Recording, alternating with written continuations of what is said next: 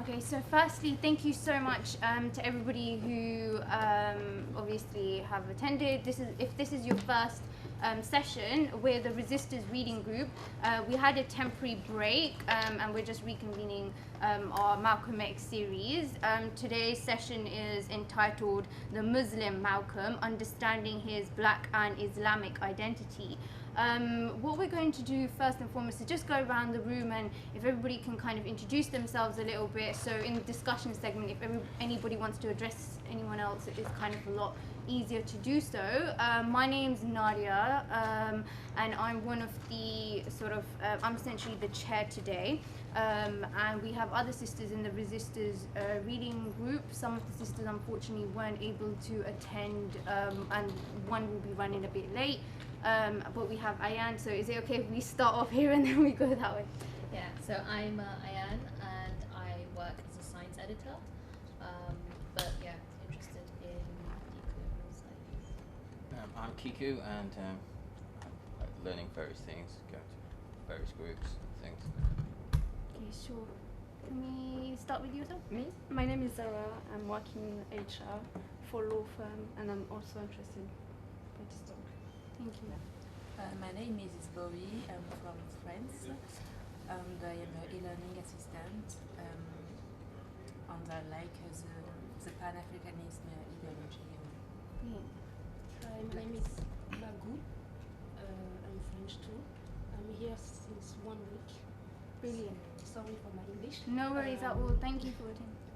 Okay, no worries. Yeah, that's fine. But you can hear me, right? Yeah, that's fine.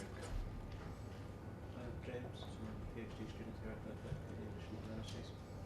Brilliant, thank you. And Falak, essentially, who's come today. And Habeeb, do you want to introduce yourself? You can introduce, and then I'll just introduce you, essentially. So Habeeb Akande is a British-born writer and historian of Nigerian descent.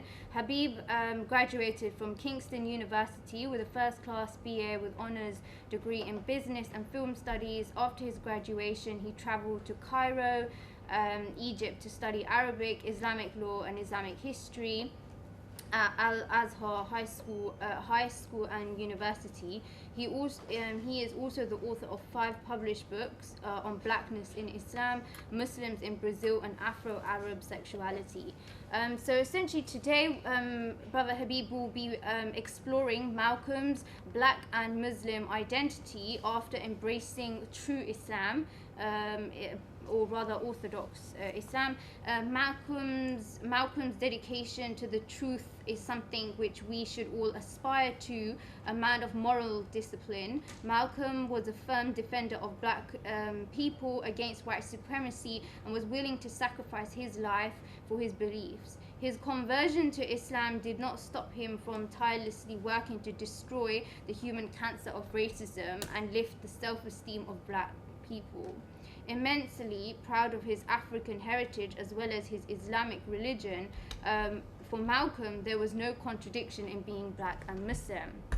So some of the questions in which Brother Habeeb will explore in this session today, first will be, why did Malcolm's conversion to Islam not prevent him from fighting for the plights of black people? Why is Malcolm's Islamic belief often ignored by Pan-Africanists? Why do many non-black Muslims ignore Malcolm's blackness and Pan-Africanist ideology? And why did Malcolm believe that Islam can erase the human cancer of racism? These questions were actually proposed by Brother Habeeb himself. He's looking to address these questions, so he decided to focus on these particular issues. Just for the video, is it okay if I just ask you to raise your voice a tiny bit? Is that okay? Yeah, that's fine. Okay, brilliant. And I'll just hand it over to Brother Habeeb. Thank you very much. Good evening, everyone. Thank you for coming, and thank you, Nadia, for inviting me. Is it loud enough? Is that loud enough? And most importantly, can you understand what I'm saying? Sometimes I've got a habit of speaking a bit too fast. So if you don't understand anything I'm saying, raise your hand and I'll slow down, breathe, and take a glass of water or something. No worries, just a little bit louder. A bit louder, okay, yeah. I mean, as Nadia said, I'll mainly want to talk about Malcolm's black and Islamic identity. But before I go into the talk is quite informal, hopefully about 30 minutes. and I want to explore some of the questions which Nadia mentioned, and also hopefully with the question and answer or the discussion phase after I'll give my talk, I want to get some of your views as well, because these are some questions which I kind of think about as well in terms of trying to understand Malcolm's Black and Islamic identity. Quick overview, I'm sure most people are aware of who Malcolm is. For the purpose of this talk, I'm mainly going to be focusing on the last year of Malcolm's life. When people, I mean, Malcolm X obviously is a public figure that is well renowned and well known, but there's two Malcolms in terms of what we see in the public on like YouTube and things like that. There's the Malcolm X during when he was a minister for the Nation of Islam Black Muslim movement for 12 years, and there's also Malcolm X, also known as Al-Hajj Malik al-Shabazz, after he converted or embraced true Islam or Sunni Islam in 1964 up until he was assassinated in 1965. For the purpose of this talk, I'm going to be focusing on the Muslim Malcolm, meaning Malcolm after his conversion to Islam and how his views changed in terms of his understanding of race relations and even his ideology as well.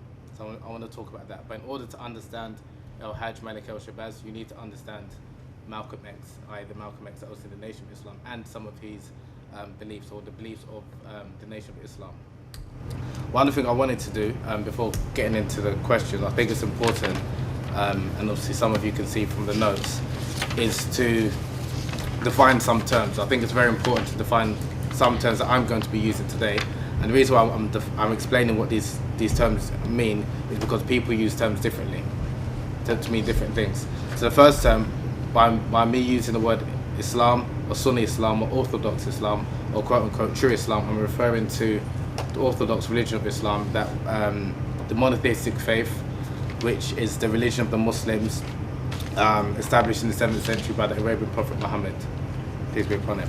So when I use the word Islam, Sunni Islam, Orthodox Islam or true Islam, or if you see some of these words in some of the speeches that's in the handout, that's what it refers to.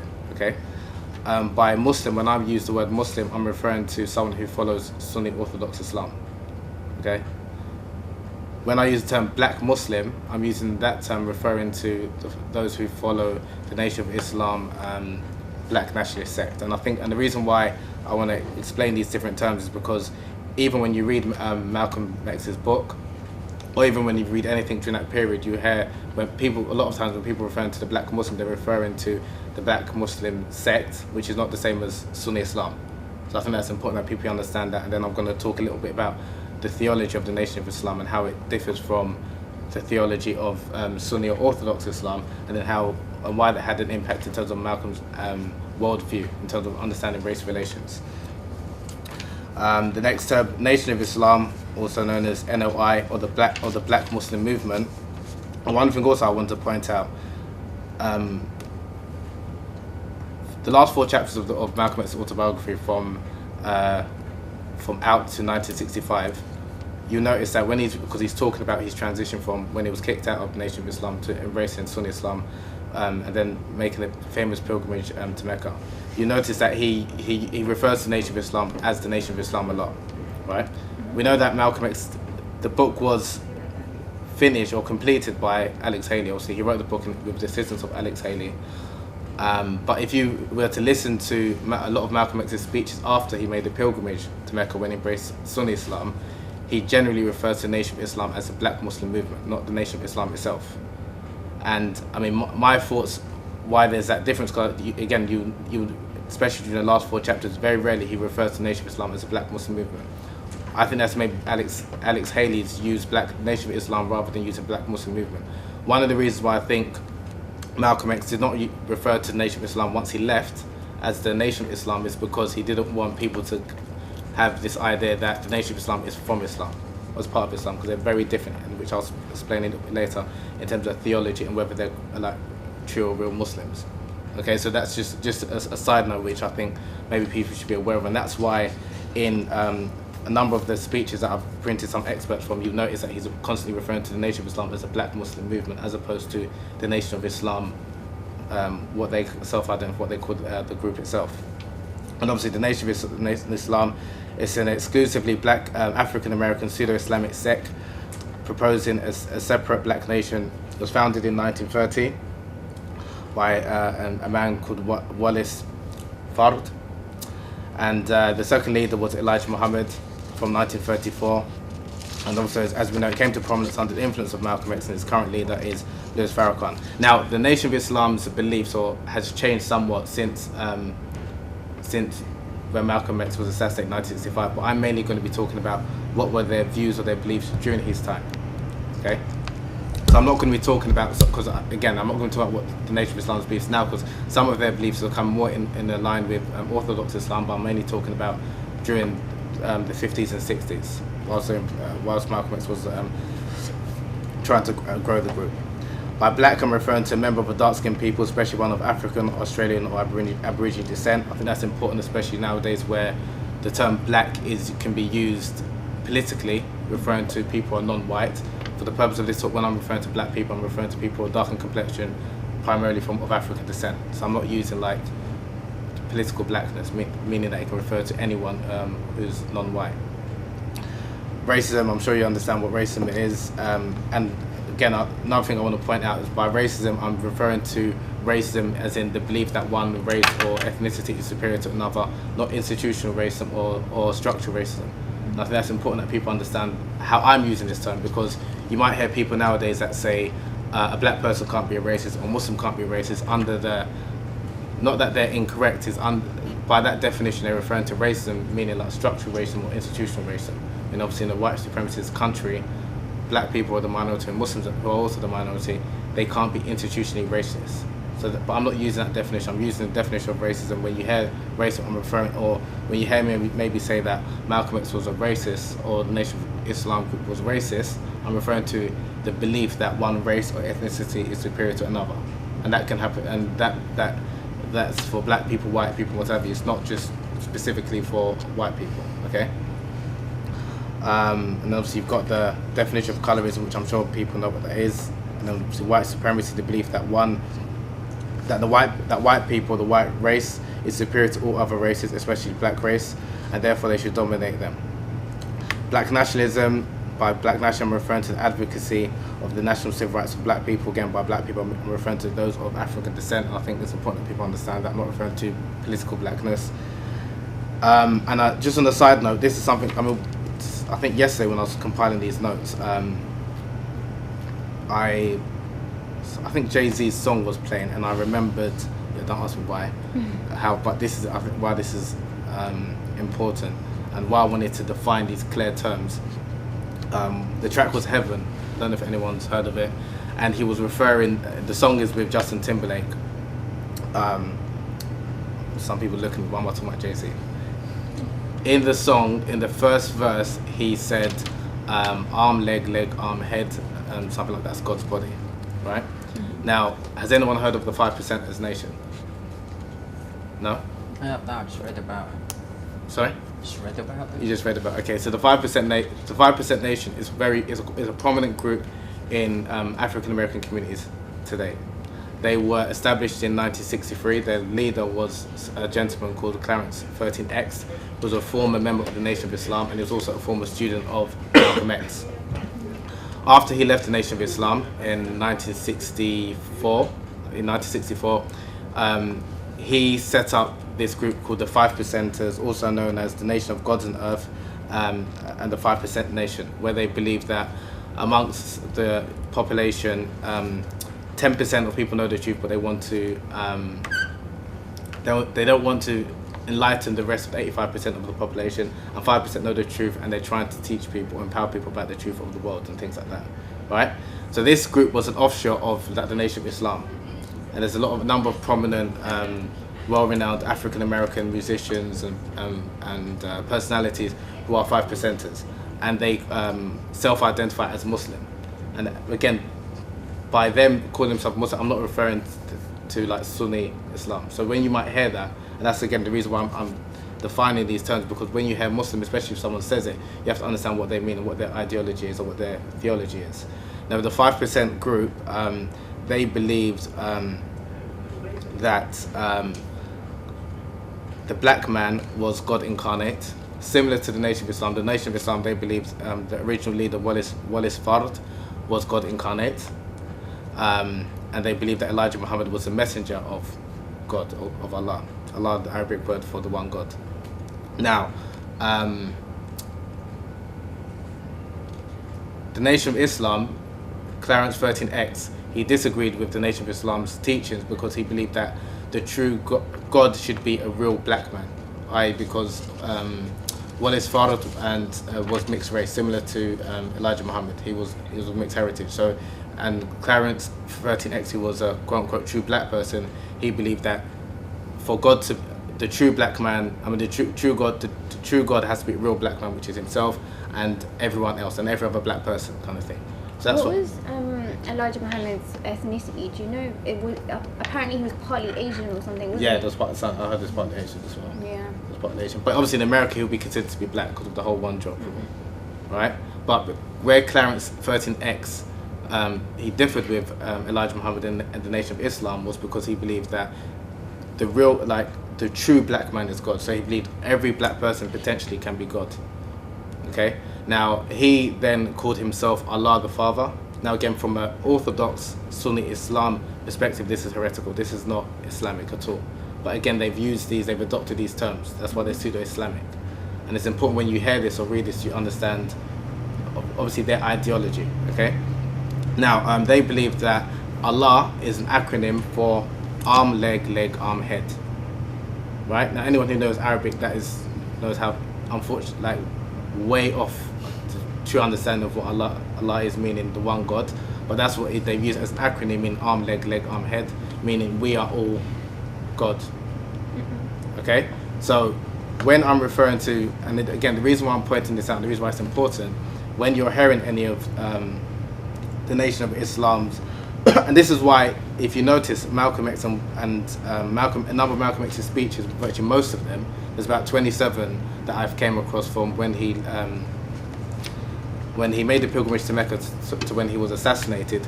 In virtually every single speech he clarified what his position was in terms of not being a racist anymore and not believing in any form of separation or segregation, and his belief in terms of that he was Orthodox Muslim and he believed in Allah, the one God, the same God that the Christians believe and the Jews believe. And that's something that he stressed in virtually every one of his talks, even when he was talking to non-Muslims. The reason being is so people can know clearly that his views, not only his views in terms of race relations has changed, but his theology has changed as well. And one of the issues which we'll talk a little bit about during the talk, I know this has been like a really long introduction, but it's important because in terms of like the best interpreter or the best way of understanding Malcolm is from himself. He said, the book itself, a number of his speeches, if you wanted to know or understand his identity, is clear by listening to him himself. But what is important is which Malcolm you're listening to, because if you're listening to a lot of his earlier works while he was part of the Nation of Islam, and they're a number of those speeches, that's when he was very fiery, he was very charismatic even after when he became a Sunni Muslim. But I've noticed that they're the talks that are mostly circulated on social media and most people are aware of, right? Now, again, the danger with that is that a lot of those views that he was speaking about, he rejected them after. So if you really want to understand Malcolm, you have to understand Malcolm the last year of his life, not the 12 years whilst he was a minister. But that is important to understand the Sunni Malcolm, right? Again, I know it's a very, very long introduction, but it's very important. I can't stress how important it is because there's times when I've said or I've spoken to people or people might say such and such as Muslim or Malcolm believed X, Y, and Z, or Malcolm was talking about black people as gods because their understanding of God meaning Allah, arm, leg, arm, head, right? Which is again from a Sunni perspective, that's totally incorrect. Okay, so that's just an overview. Now, in terms of understanding Malcolm's black and Islamic identity, like I said, the best person or the best way of understanding Malcolm is Malcolm himself, and that's why you can see what I've done. I've given, which I'll read out a couple of excerpts from a number of his speeches which he gave from when he left, or during his time actually in Mecca, up until when he was assassinated in February the 21st, 1965. Now, one of his speeches on February the 15th, 1965, a week before he was assassinated, in terms of how did he identify himself? Was he and this is something that people ask, was he Muslim first? Was he a black person first? Was he an African first? Was he an American first? he identified himself, again, this is the Muslim Malcom talking about, as a Muslim first, meaning someone who submits to the will of God, a human being who believes ultimately in the one supreme God and tries to live his life accordingly. And in terms of race and understanding race relation, that was something, not to say that that was important, but that was an incidental part of his character, his colour. And of which I'll talk about a little bit later, just the fact that he identified as being a Muslim first, it doesn't mean that he forego trying to fight for black people and African Americans in particular, which that's something that was still part of his, you can say, his purpose, or he felt it was part of his purpose. Now he said, they know that my calling in life as a Muslim, number one, I'm a Muslim for which I'm proud, and in no way has that changed. My being a Muslim, my religion, Islam, and again, by Islam is Islam, the Sunni Islam. And he talks a little bit in an interview which he conducted with Gordon Parks a couple of days before he was assassinated.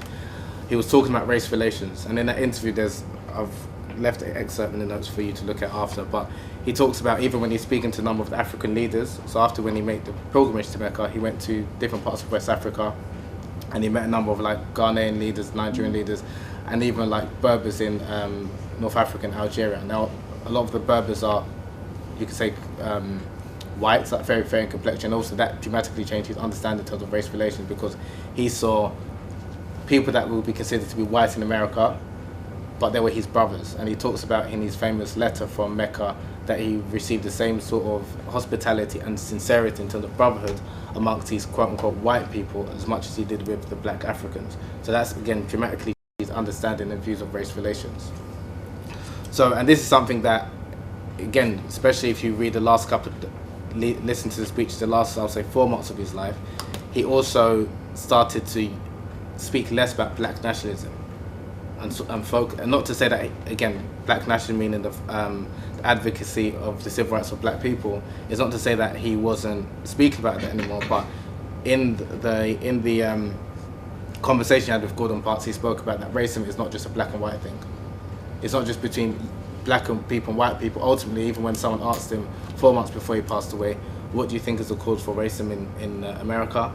He said 3 things: ignorance, greed, and a sophisticated system where Americans miseducate people, the education system. And he says, so just because you've got like colleges, again I'm paraphrasing here, just because you've got colleges and universities, it doesn't mean people are educated. And that's something that he wanted to let people know that, okay, although his main fight was for the upliftment of black people and black empowerment, he wasn't solely fighting for black people, right? And that's something, again, I think that we should, in terms of understand Malcolm's identity, first and foremost, was a Muslim. He was someone that considered himself a Muslim and also an African living in America. And that idea of being an African living in America, that came from his father more than anyone else. And his father was a Garveyite. And I don't know if I'm sure people have seen the famous film directed by Spike Lee, where that phrase where his father I think it's in the beginning of the film, where he's talking about I'm an African living in America, and Malcolm reiterated the same kind of sentiment whilst he was preaching for the Nation of Islam, and also when in a number of interviews when he became a Sunni Muslim. So it's not like when he became an Orthodox Muslim, he forgot about being African and it's just I'm a Muslim and that's it. I don't see race. He did mention that although he's a Muslim and Islam has caused him not to see the person's colour, meaning he tries to judge a person by their character, he's a realist at the same time. So the same way as me saying, because I am, I'm not sexist, so I don't see gender. Of course I see gender. So obviously, and that's why naturally you treat, well, maybe that's not right to say, but you treat a woman differently compared to how you treat a man. I'm a traditionalist in terms of respect, not you treat them less, but you see these things the same way in terms of the plight of black people in America. It's not the same as the plight of white people. And that's something which he was trying to address and also to enlighten black people. Can everyone understand what I'm saying? I'm not speaking too fast or anything. Because again, the most important thing is that you understand what I'm saying, and hopefully you go away from this talk. Not only, and I want to hear some of your discussions after, but I want to kind of, see where everyone's at, kind of thing. Now, I want to talk a little bit about, okay, so we know that Malcolm embraced Islam, But one thing, and again, just like myself as a Muslim, and this is something which kind of does, and that's why when I was speaking to Nadia, I wanted to kind of talk about this issue, is amongst the Muslim, or I would say Arab and Asian Muslim, predominantly Arab and Asian Muslim communities, I've noticed like a tendency when the topic of Malcolm X is spoken about. Of course, again, as Muslims will. Whitewash Malcolm. I like, she's just very blunt. I was trying to say a nicer way of saying it, but I've got a no, reputation. okay, right, yeah, okay. So she doesn't hold back, mashallah. So that was my issue. It was this idea that people try and whitewash Malcolm, similar to when Muhammad Ali passed away. This whole idea that he transcended race and race wasn't an issue, even though he was primarily fighting for black people, and he was very advocate and very vocal in that, and was advocate for black people, even whilst he was whilst white people accepted him, or mainstream America accepted him. And it's similar with Malcolm X as well. Like and this is something that again I wanted to talk about, and hopefully, not only I wanted to hear other people's thoughts about why that is, because that's something which I can't really understand.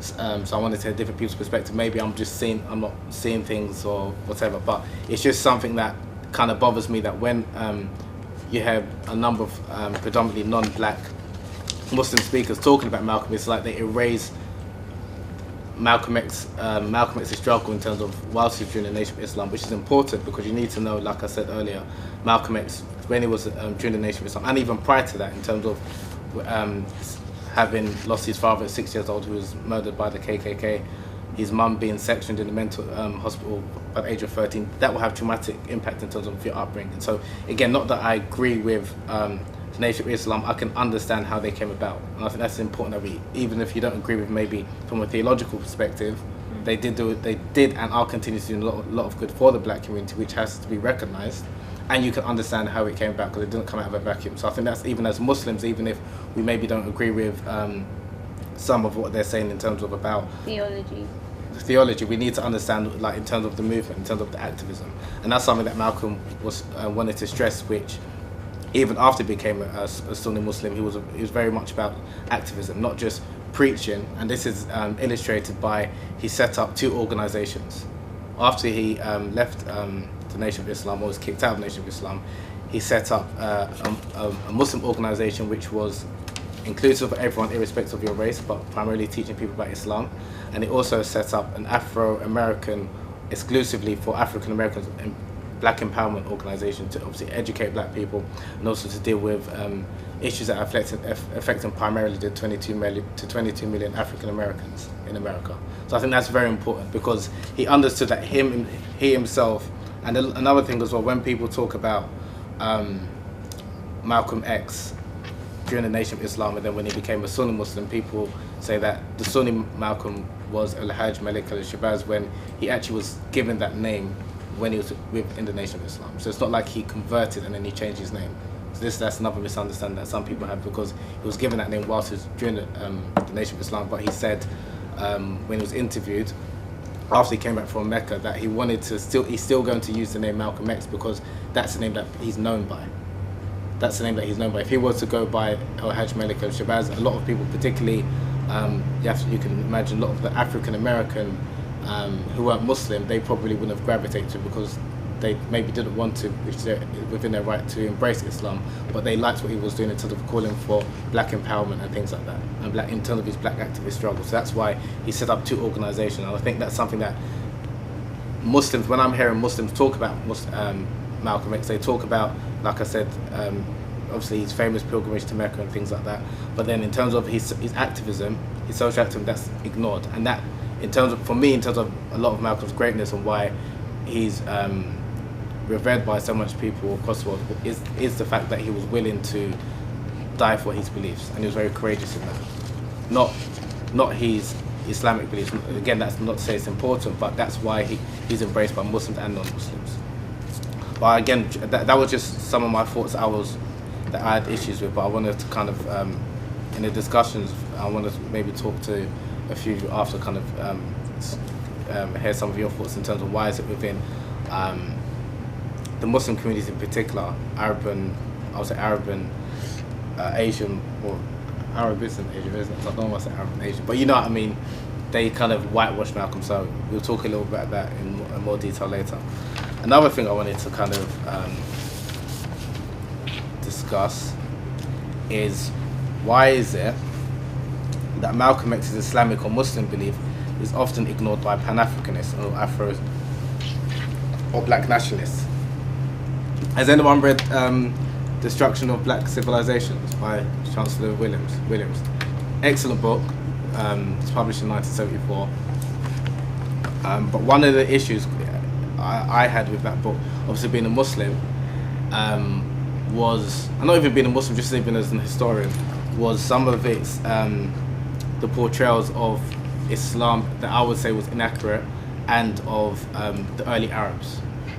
Now in the book, it talks about Islam as like being a white religion. So similarly how Christianity is seen as a white person's religion, Chancellor Williams in this book, and then this led to a number of other Pan-Africanists saying the same type of rhetoric in terms about Islam being a white person's religion, and it's not like an African religion, so black people shouldn't embrace this religion.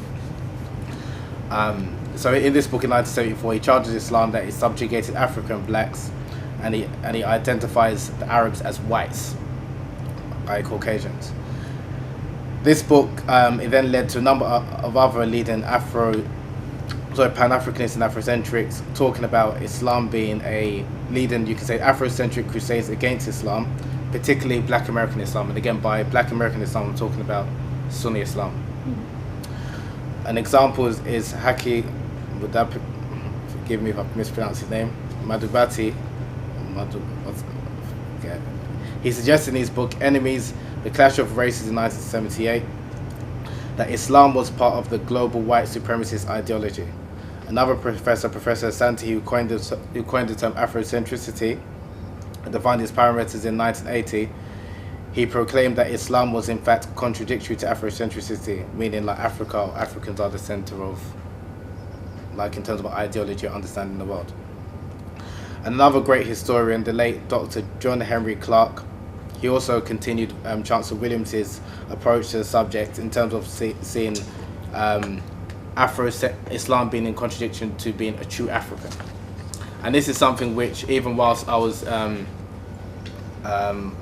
Brazil, and there was a talk about the Muslim presence in Brazil when I was there last November, and they spoke about Malcolm X as well, and the influence that he had in terms of, similar to the same way Malcolm X's conversion led to a number of African Americans embracing Islam, had the same impact not only in this country but also in Brazil as well. And there was a Pan-Africanist in the audience who was of the, I believe, of one of the Yoruba religions, the traditional Yoruba religions that's practiced in Brazil, particularly in northeastern Brazil. And he was talking about that. Why are we talking about Islam? Islam is a white man's religion. The same way Christianity is like a white person's religion. You need to practice a true religion. And this idea of the true religion is a true African religion. Now, one of the speakers at the time, he challenged him, and this is again something I wanted to talk about, is this idea of a true African religion. What is a true African religion? Because even Africa itself, how many countries in Africa?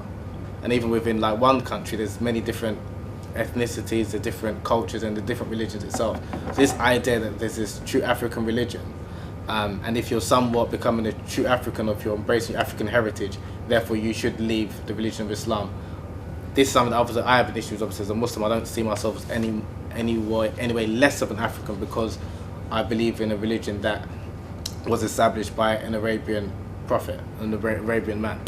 Okay, because again, in terms of understanding, which Malcolm understood, in terms of understanding Islamic religion, which is different to the Nation of Islam, there's no superiority between a black person, a white person, Arab or a non-Arab. And again, that's something that Afrocentrics or Pan-Africanists, when they're talking about Malcolm, you see that like Malcolm, when they're talking about Malcolm, they generally talk about the Malcolm that was in the Nation of Islam. And the Malcolm that was in the Nation of Islam is very different to the Malcolm that for the last year of his life. So again, that's why, again, when I said earlier in the talk, and defining these terms, it's important to understand which Malcolm we're talking about. If we're talking about the Malcolm up until the last year of his life, he rejected a lot of the views that he was saying during the 12 years while he was the minister of the Nation of Islam. But yet, those views are spoken about a lot by Afrocentrics and spoken about a lot by Pan-Africanists in terms of we need to create a separate nation for black people and things like that. So again, and this is something that Malcolm himself, which he did say he would reject. So it's just interesting why, despite Malcolm himself saying he rejects a lot of the views that he had, a lot of these views people still talk about as if this is like the true Malcolm. And then I'll talk about some of the myths, which some of the so-called Afrocentric myths about Islam, i.e. that Islam is a non-African religion, and it's a quote-unquote white Arab religion, and ultimately that Islam, similar to Judaism and Christianity, was derived from Kemet. So we can talk a little bit about that later.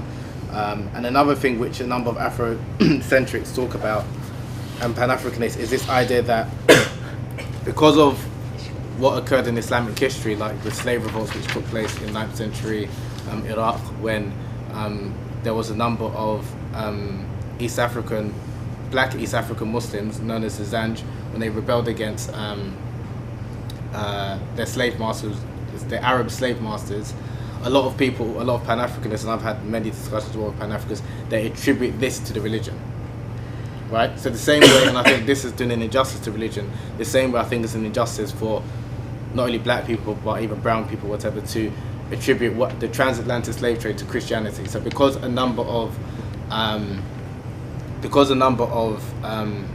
Catholic Church, a number of Christians in the name of Christianity, they endorse slavery and the subjugation of black people, people attribute that to Christianity and say the religion is not for, Christianity is a quote-unquote white person's religion and it's not for black people. Well, going by that logic, then Islam is not for black people because there were a number of Muslims who, in Islamic history, who subjugated and oppressed black people.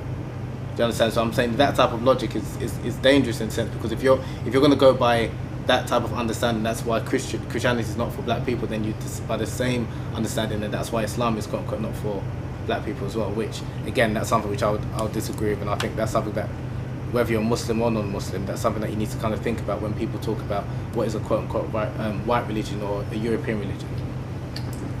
And there was different conversations that we had at previous sessions as well, actually, pertaining to this whole conversation of, I mean, how would you frame the subjugation of black people by, say, predominantly Arab people at the time? Was that actually essentially Islamic in essence, or was that actually just an Arab supremacist kind of essentially practice, you know? And if you see, obviously, the relationships of, say, even during the Prophet's time, the migration to Ethiopia and things like this, so these kind of conversations can go into it. But I think it would be really interesting to certainly pick up on that point. Yeah. The idea of, although we don't want to obviously focus all our energy on that because the conversation is quite broad and there's Right. other really interesting points that I want to pick up on. Right. But if we can come back to that, Yeah, really, that's a. yes, definitely. Yeah, that's a good point. Because in the previous session, there was definitely a really valid point made by 2 points. One was the history of Timbuktu, which was a non-black brother made that point, and then a Muslim Pan-African sister said that actually it's very problematic to say, speak about the history of Timbuktu and say that, oh, apparently advancement in education was all in the name of Islam and so on, Right. you know. And also, I think that the slavery, which it was slavery practiced by Arabs, predominantly Arab slavery, right? Yeah. Because many pieces of literature essentially call it Arab slavery. They don't really call it an Islamic slavery. So it's actually framed in different manner because I would argue that the Arabs continue like a slavery even in parts of, I mean, they've enslaved Asians as well, you know, and Yeah. you can have those In conversations South Africa. even today. And yeah, so I would like really hope if you can bring up that point, it would be really good to actually just address that. Yeah, you actually. I wanted to go into that towards the end, but No worries. No, I'm glad you said that, because what you said about, which I think is important, I just want to quickly expand upon it. And I mean, I'll go into that now if you don't mind. Yeah, of course. Well, I don't want to structure this. I want to make this kind of more like a conversation, even though I'm Yeah. the only one that's speaking. But in a sense where it's flowing, not just I'm going to talk A to Z and then Sure. do you understand I'm getting? But just expanding the point upon your point about, which is true, this idea of Arab slavery? Why is it considered to be Arab slavery as opposed to, or is it Arab slavery or is it Islamic slavery? Just a quick overview in terms of Islamic history, in terms of its dealings with black people, in terms of slavery. Now, when obviously we know Islam was established in the 7th century and then it spread outside the Arabian Peninsula and started conquering other lands. Now, when and this is something that a lot of Muslims don't like to talk about because there's some uncomfortable truths about Islamic history.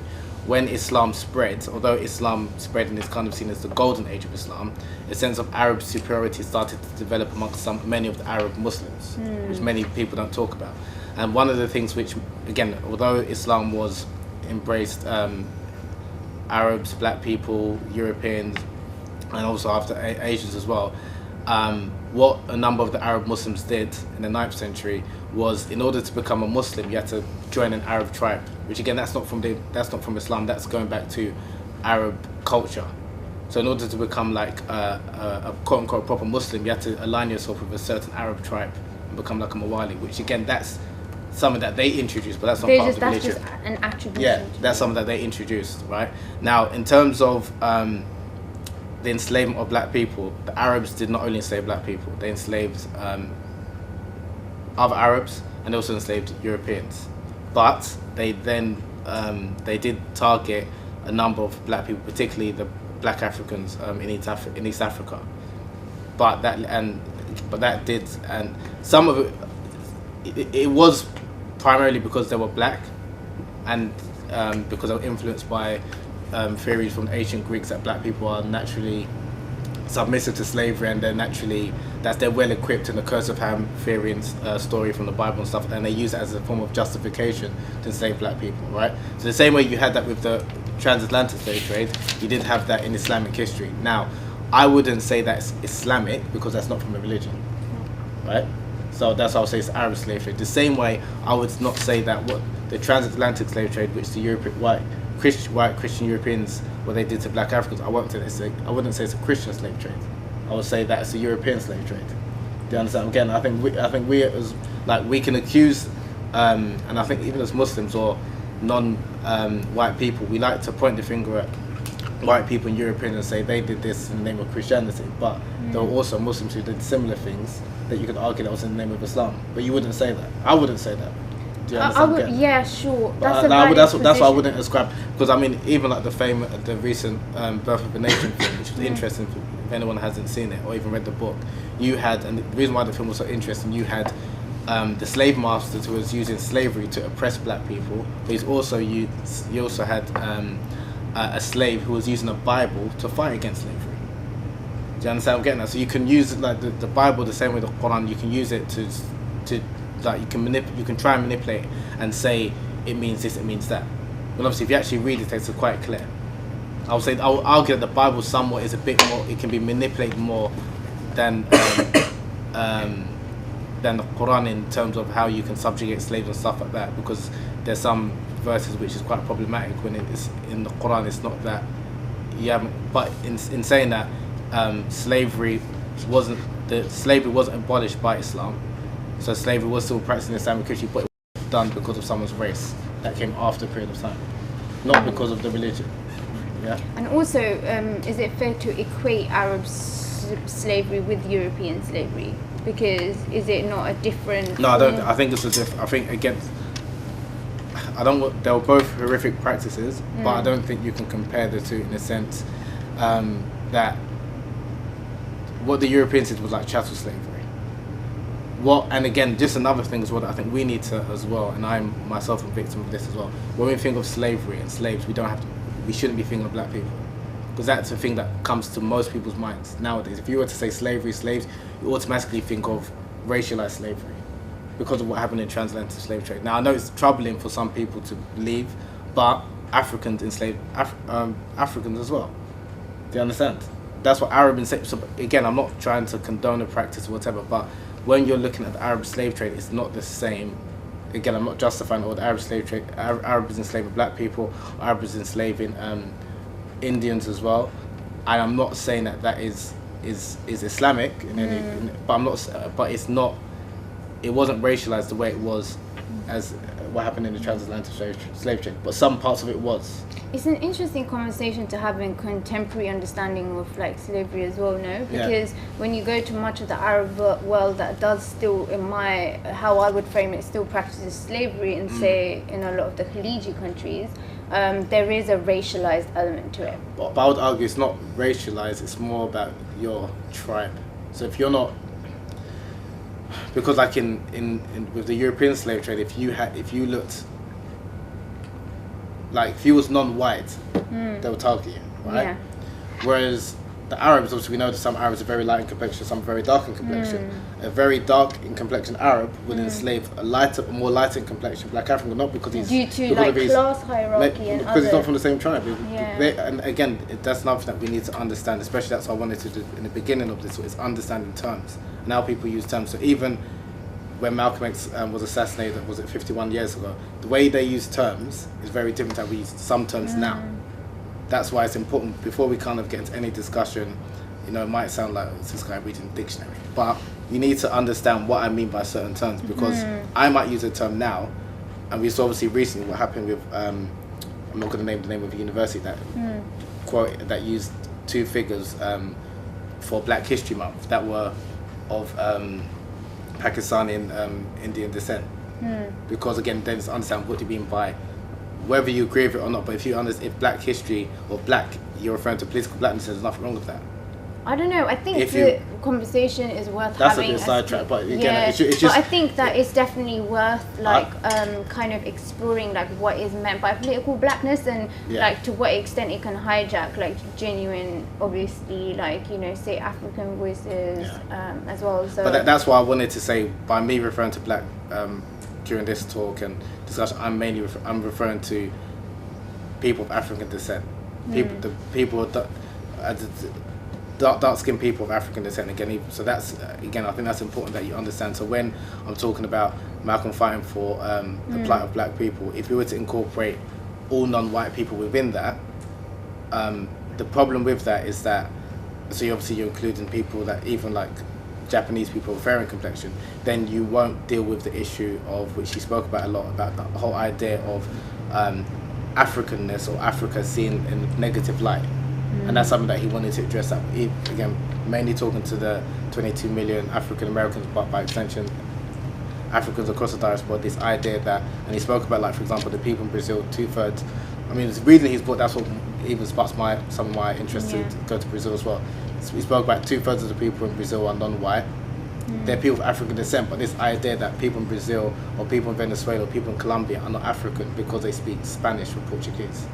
They're Latin or Hispanic, which is ridiculous. And people even today, they'll consider them, no, they're not Black. So a lot of African Americans will say that they're of African descent, they're Black, and then people of the Caribbean and Latin America, those who look exactly like them and have got the same makeup, are not Black because they speak a different language. Do you understand? So that's why it's important to understand, and that's something that Malcolm was trying to do, and he's talking about the whole idea of not only about colorism, but the whole idea of African character,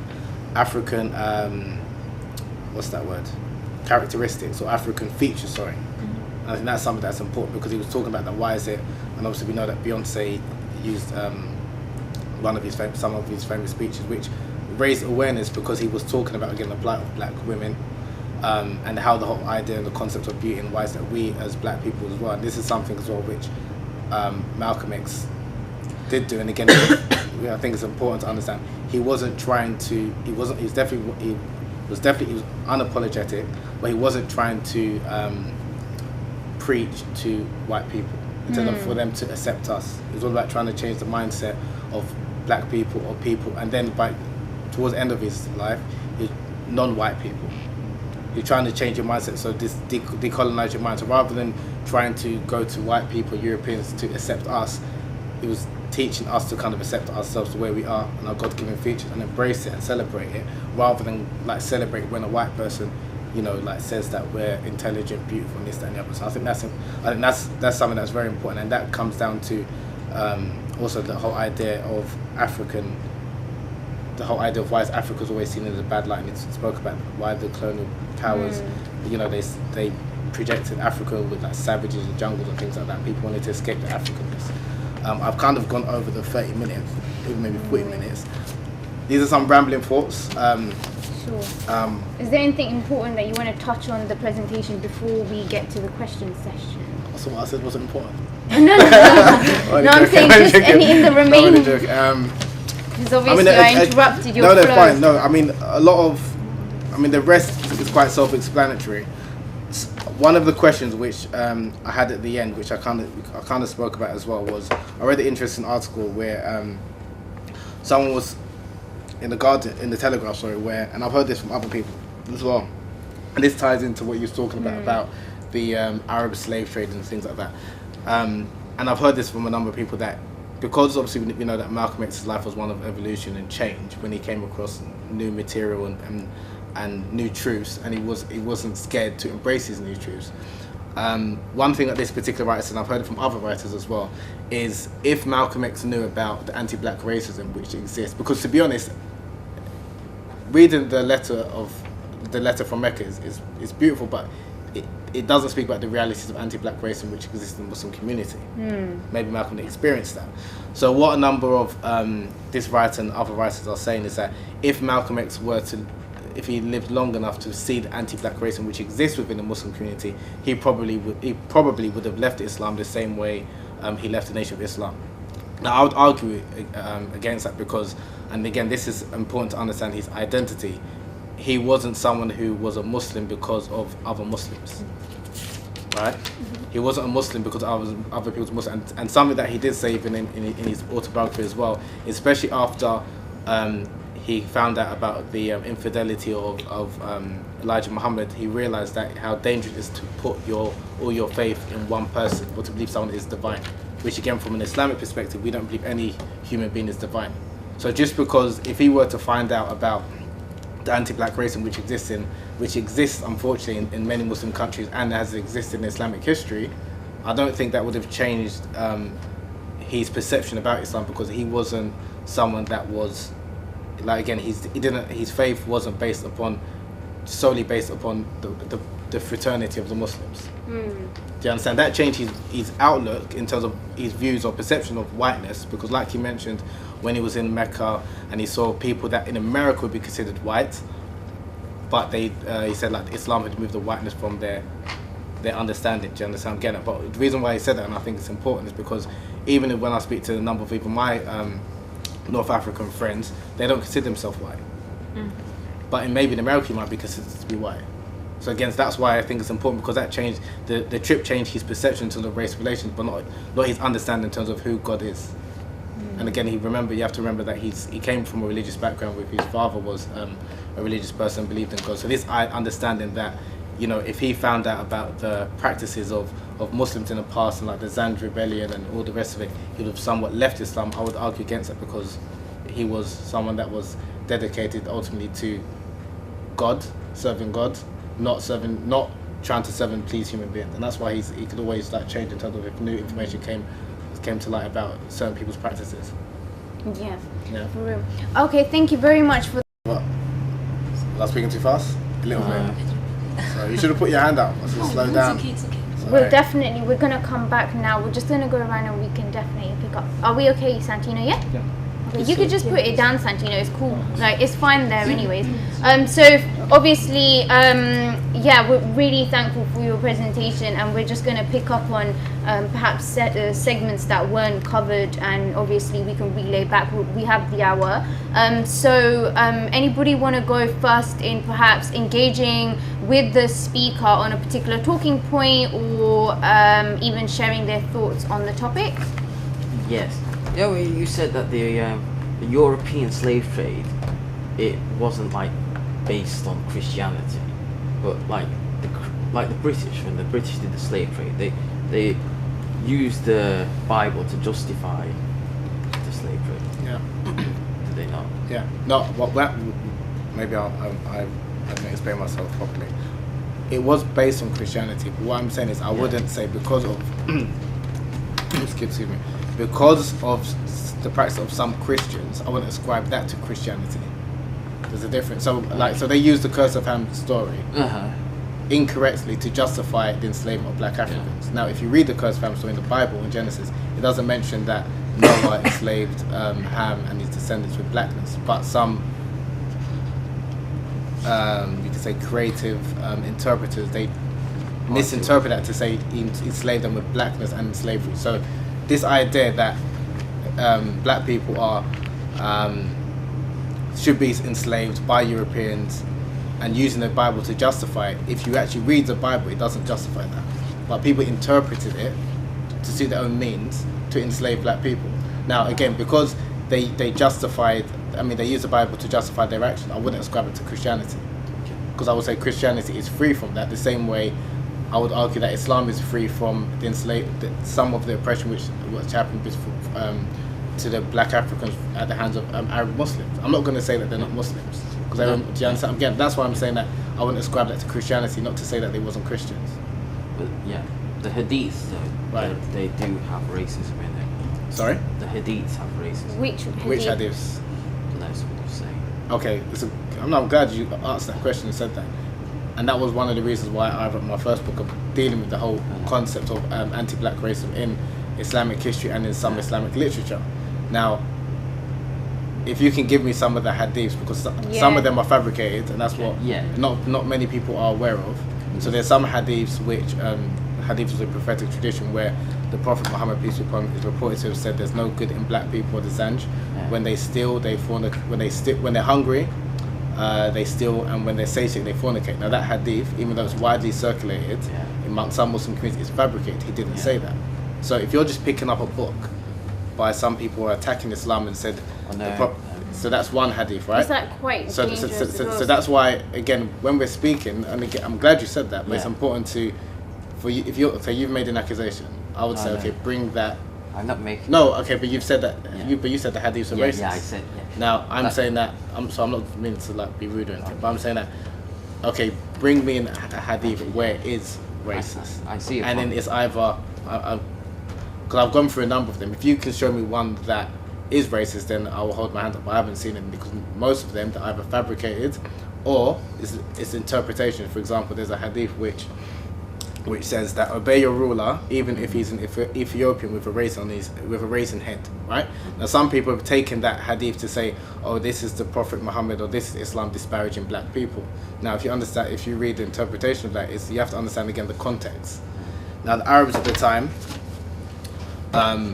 even though they had relations with these East Africans, they used to look, you can say the position of the Arabs, especially the Arab aristocrats, they will look down upon an East African or black African, right?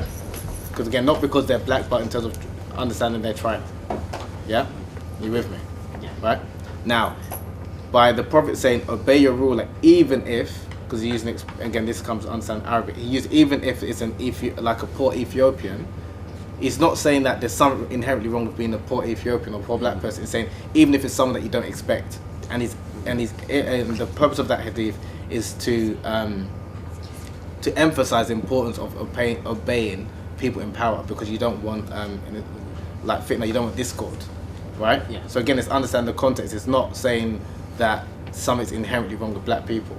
Do you understand? Again, so there's a number of these hadiths, and again, I'm not trying to attack or anything like that. Okay. There's a number of these hadiths which people assume are racist. Number one, because they haven't understood the context, or they're reading it with a racialized contemporary mind, and that's why it's important, like I tried to do in the beginning, understanding how people use terms then. Do you understand? I'm getting that. So but again, if you do find the one that had please let me know, but I guarantee you it's either fabricated or it's the context, like, which doesn't actually mean which it looks like it means if you're reading it from a 21st century lens in a racialized world. And that's why I think it's important that when we're reading historic texts, we need to understand how they use words then, not how we understand words, because we're going to do injustice to them and ultimately to other people when we're propagating some of these like ideas. No, I wasn't reading anything. It's just It was just, I think you were just basically bringing up a point that maybe has been made in certain circles or whatever. yes. Yeah. People make those, but again, and this is where it's important for us to educate ourselves and not understand how people of the past, because again I'm trying to give examples of only 50 years ago how people use words differently, and how words change over a period of time, and even nowadays. Yeah. And that's why I gave the example of like in Jay-Z's song. So you can hear it like an African American rapper that might say he believes in Allah. Now what he means by Allah, he's talking about himself. Do you understand what I'm getting at? So that's why it's important that you understand how people use words and what they mean by certain words. And these some of these words do change over time. So if you're just picking up a book, particularly a historic book, and you're not understanding how people use those words, then you're going to misinterpret things, right? And also, just on the whole religious conversation, whilst we're at it, the idea, there's certain sort of descriptions of the Prophet, peace be upon him, of having African features, no? And the fact that there are prophets that are black within Islam, so Yeah. Prophet Musa and so Yeah, on. If you could just yeah. touch on that a little bit. Okay, so there's, like in Islamic tradition, I mean, in terms of how many prophets there are, there's nothing that clearly is by name. There's between like 25 to 27 mentioned in name in the Quran. But in Hadith literature, there's a report which suggests that there's 124,000 prophets.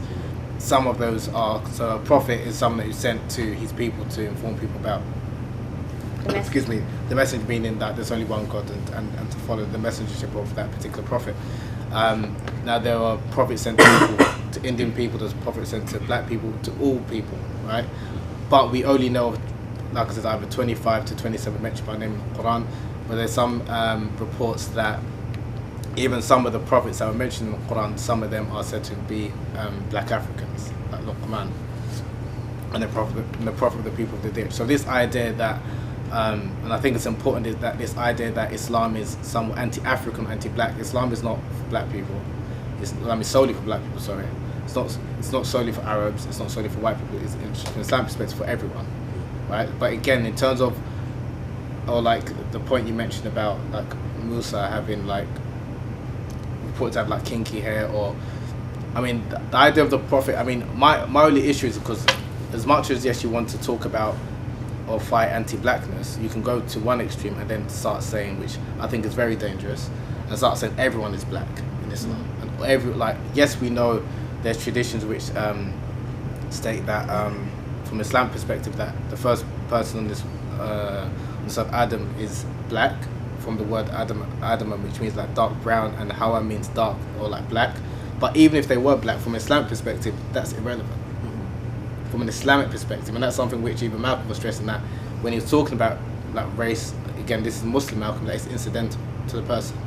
And that's something which even as we as black, brown people, however you want to self-identify, you don't want to go to one extreme where you're just going to start speaking about how white people are just like evil and this, that and the other, because of the injustices that some, not all, white people have done. Do you understand? So it's about trying to be balanced, and it's quite a difficult ground to tread on, because again you want to empower black people, brown people, but at the same time you can then fall into the trap which many people have of just disparaging or casting aspersion upon white people because of some practices which some white people have, and saying that's a reflection of the whole kind of race and ethnicity. What about Christianity's link with colonialism and missionary sort of movements that were partaking, and their sort of oppression, on subjugating black and brown people? Yeah. So I mean, I'm just saying that I think that Christianity does have a certain colonial history, and although even Arabs have obviously had inquisitions and so on. But I just think one thing we have to be careful of is distinguishing between the religion and the people who adhere to the religion or claim to adhere to the religion. So, like you said, we know Christianity has there's this link with colonialism, but are we now saying that because of what a number of colonialists did in the name of Christianity, that's a reflection of Christianity? Was Christianity indigenous to Africa? Well, there's recently. Is that conversation? There is that conversation. And how did it come to the African people? But you know what? In what manner? I recently went to a talk with Professor Anthony Riddy. Because I don't know how useful it is also to be an apologist for, say, Christian missionaries. No, I'm not being an apologist. No, I'm not being. What I'm trying to say is like, so for example, this idea of, yes, we know that Christianity, in terms of Christian history, in terms of like what a lot of number of Christian missionaries did to black Africans. We know about that. But one thing which again I wasn't really aware of, which when I went to this talk and Professor Anthony Riddy, he was like black theology, and again from a Christian perspective, and he was talking about like Saint I think named Saint Augustine. He's an African. Now he was talking about even within the Christian world, they don't talk about that. They try to like whiten him. They whitewash him. Now he's celebrated, but they don't talk about his Africanness. Do you understand? This was way before colonialism. So there is African and black theologians who are celebrating Christianity, but they don't talk about their Africanness or their blackness. But isn't that sort Do you of... understand? So but I'm saying, if we're going to ascribe colonialism to Christianity because of what some Christian missionaries did, then why don't we also ascribe what, like the great works of black and African theologians to Christianity, and say that's why it's a quote-unquote African religion? Do you understand what I'm getting at? And I mean, my issue with this whole idea of, because something didn't originate from a place it's not a quote-unquote African religion, by that logic then Islam is not an African religion.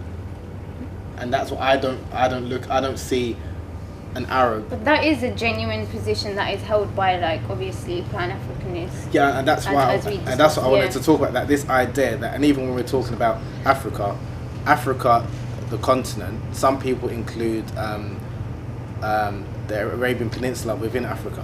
They say that's part of Africa. Again, that's some people's interpretation. And even the word Africa is derived from Ifriqiya, which is a city in Tunisia. Now, the people in Tunisia, again, in terms of understanding blackness, are they quote-unquote black? Do you understand what I'm getting at? So you're going to go into all of these, who is black and then who is real African, because the ironic thing is, although a lot of North Africans do not consider themselves to be African because they see Africa as like sub-Saharan Africa, Africa derived from a word which is a city in North Africa. And it was from a European person that named it Africa. So it's like, okay, me call myself an African, I'm basically like the son of a white man. Did you understand what I'm getting at? So this, as much as this can sound kind of contradictory, I'm talking about blackness and the importance of like black and power, but then at the same time I'm talking about that it's irrelevant. And that's something that, again, if you read or listen to the speeches towards the last year of Malcolm's life, it sounded like a lot of what he was saying previously was important, but at the same time he was defending what he was saying, if that makes sense. It sounds contradictory, but it's not in a sense if you look at it from a position of, no, because he understands the plight of black people, especially in America, so he's addressing it and trying to change their mindset. So he has to talk about the importance of black people and the contributions black people have made, but ultimately he's saying your blackness is not what makes you a better person. And also, do you understand what I'm getting at? And so again, like I said earlier, it's quite a dangerous line because you can go to one extreme or the other. So it's just best to take a nuanced position. Yeah, it's best to take a nuanced position and just be objective. Try and be well biased, don't get me wrong, but try and be objective. And the same way when we say things, particularly about Europeans and things like that, try and, okay, let's, in the other way, if you was in their position, is it fair if they were to say the same thing about your religious beliefs or your ethnic tribe? Do you understand? And you probably wouldn't like it. But generally, when you're not in a position of power, you can always attack those in power, even if your argument is not justified. Do you understand what I'm getting at? I think you can get away. It's easier to get away with, even if it's not justified. I think that's something that we need to kind of be careful of. The same as a man, I'll be honest, right? I can hear. Obviously, I'm a man, so I'm in a position of privilege naturally over women, generally in society. So when I hear a woman complain about maybe like sexual harassment and these type of things, because I don't identify with it, because it's not my experience, I can dismiss it. It's easy for me to dismiss it, but it takes time for me to actually listen and let me understand where she's coming from. And the same, so that's me as a man. I can understand that. That's why I can not agree, but I can understand why a number of like maybe white or Europeans, they find it difficult to understand the position of like oppressed groups, whether they're black, Muslim, African, whatever. But I don't think that when you're having these conversations, there should be any appeasement of those kind of... Because as Malcolm, he was unapologetic in his message, and he obviously was able to effectively deliver... and he wasn't a pacifist, which I think is important, which I didn't get to talk about. We're just going to get to the sister here. Do you have a difference between the do you have a difference between the Afrocentrism? Afrocentrism? Afrocentrism, yes. I don't know in English. Afrocentrism? Afrocentrism? Yes, yes. And the Pan-Africanism. Yeah. Do you have the difference between? Oh yes, that's a good point. I didn't define that. I saw that actually on the train as well. And I was like, oh, anyway. Probably someone can correct me, but my understanding of Pan-Africanist is someone who believes. What's the definition? I should know this because I went to Pan-Africanist school when I was like 9. Is it someone that believes? Can anyone help me out? I'm struggling. It's someone that believes like. Someone that's trying to connect with people of the African diaspora.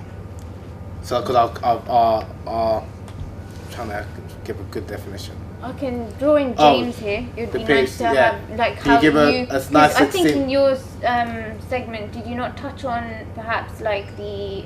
I don't know if it was touched on that session, but if you can kind of just bring in a little bit of how you understand Pan-Africanism. Yeah. I suppose I saw it. I read it more as like a sort of global position of Africans. That's it. Yeah. So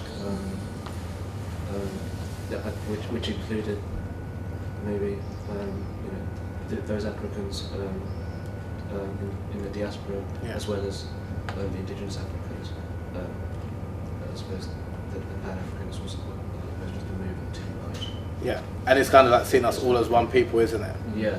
That's a very the Afrocentricity of the something more about highlighting the uniqueness of the African or Black experience. Yeah. So did everyone hear that? No. Yeah, can you repeat that again because that was well said. Sorry. I suppose Pan-Africanism. I suppose I read it as just a global kind of standpoint or a global kind of position of Africans, not just. Pan-Africanism got anything to do with like one nation, like United States of Africa or anything? No, but saying that we all like people of African descent, like I mentioned earlier, like the people of Brazil, Cuba, we're all one people, irrespective. That's my point. I think Stokely Carmichael kind of in a debate between him and Asante was more about kind of emphasise the organisation of Africans. Yeah. Not this kind of overarching view of forming a nation, but more just trying to confront the problems that Africans face all over the world. So it's maybe kind of a stage prior to maybe like the sort of black nationalist ideas. Yeah. Because I think Afrocentricism seems less nationalistic and more kind of, I don't know, kind of worldly. Which to say that the uniqueness of African people wasn't couldn't be kind of addressed in Africa. Like the African experiences were unique, whatever. Okay, so I'm just going to draw. Sorry, can we? Are there any other? James, do you want to ask any questions or any talking points to the speaker? I'll wait until somebody else wants to. Sorry, is there anybody else? Any speaking points? We're gonna come back to this side, but if we can get you, James, first, if you have anything to say, and then I wanted to just bring in a few points that I jotted down. Thank you for your and it was just. Sorry, James, is it a bit cool if you can raise your voice? Sorry, I'll switch to the mic. I suppose I just thought these thoughts about the kind of distinction between blackness and black life. Yeah. I think just kind of an important decision. Just let me know. Because I think Malcolm, especially towards the end of his career, after Malcolm, where he became more pluralistic, as you could say, in his outlook, and more considerate of the state of Africa, his perception of racism and white people, etc., and black people as well. I think that I think I read the distinction there between how black life could be accessed by anyone, or could be experienced by anyone. That blackness wasn't this kind of otherworldly kind of phenomenon in the world, which had to be kind of objectified, categorized, contained, and had to be structured within already pre-existing apparatuses within society or the economy. But black life was something that was sort of integrated within the fabric of sort of American life, or the experience of Black Americans and white Americans as well, which is interesting. Which was very interesting when he was talking about, it was one of some of his interviews. He was talking about how he will welcome anybody, white people or anybody who was willing, at least to kind of help alleviate the conditions of black people in America. Which is a vastly different kind of kind of request, kind of plea that he would have, which kind of not problematized but kind of diluted the kind of discussions of about racial pride. He still had racial pride. This racial pride was something that was more of an individual kind of self-conscious sort of understanding, rather than a political doctrine or anything like that. And so I suppose I was just thinking initially I was thinking about this issue between black life and Islam and where that fits in, because I'm not too well read on Islam or anything, but I just find it interesting how where he did advocate his commitment to Islam, he became more fervently Islamic.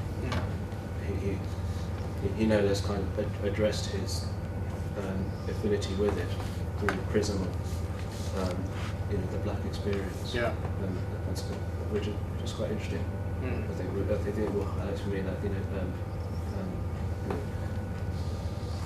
Islam being this kind of religion of brotherhood, but one which could be addressed through different eyes, and it's like this kind of metaphysical notion of the one and the many. It's just loose thoughts like that about how Islam is perceived or experienced or accessed. I think it's interesting. You raised a number of points. So I was going to say I was going to start from the first point. I'm actually going to start with the last point that you raised. But the idea of which you said about, or Malcolm's view of Islam, and he did mention on one of, I think it's in one of the hands, but he did mention that he believed that obviously believing in the oneness of God and obviously the oneness of man in terms of brotherhood, that could alleviate or eradicate the human cancer of racism, because obviously to see that we've come from the same experience as obviously as human beings. But in saying that, which he did point out, the black experience is, or the white experience obviously is different. Like we all come from different experiences. But the only thing I would say is, and I don't think he saw him becoming more religious or more Islamic or whatever. Any way that meant that he's not going to be defending black people, fighting for the rights of black people anymore, because ultimately Islam, and how a number of Muslims view Islam, is a religion teaching people that you should fight for justice, whether for Muslims or even for non-Muslims. It's ultimately about teaching justice. You understand what I'm getting at? So, and this is something that I think even evolved his way of thinking about when he was talking about, after his discussions with a number of the leaders in Africa, that he wasn't looking at racism just about like black and white. It's more about fighting for justice.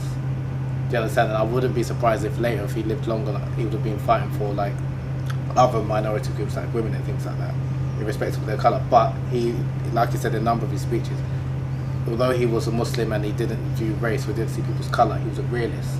And even when he's speaking about the plight of black people, he always speaks about his main concern is the plight of the he says it so many times, the plight of the 22 million African Americans, because that's where he's from. That's not to say that he's not fighting for the plight of black people in Brazil or black people in the UK, which he was aware of, but that is his main concern because that's where he's from. He understands them more than anyone else. Do you understand? And then, obviously, when he travelled, then he realized, and that's why, coming to the whole concept of Pan-Africanism, he was trying to connect with the African brothers in Africa and African brothers in parts of South America, but ultimately he was trying to defend or fighting for the rights of African Americans. Obviously, that's where he came from. I don't think him being a Muslim or, like I said, becoming more religious anyway kind of deterred him from that struggle. Yeah, that's what I'm Yeah. saying. I think I'm not saying that. I think it refined it, if anything, and I think Yeah, just coming I to the think- point which you made, which I think is important. Even the idea, and he mentioned, and he says one of his regrets was, and it was shown in the film where he said that a young white girl came to him in the restaurant and asked, "What can I do to help?" And he said nothing. And then actually he did mention that I think is when he spoke to Gordon Parks 2 days before he was assassinated. That was one of his regrets.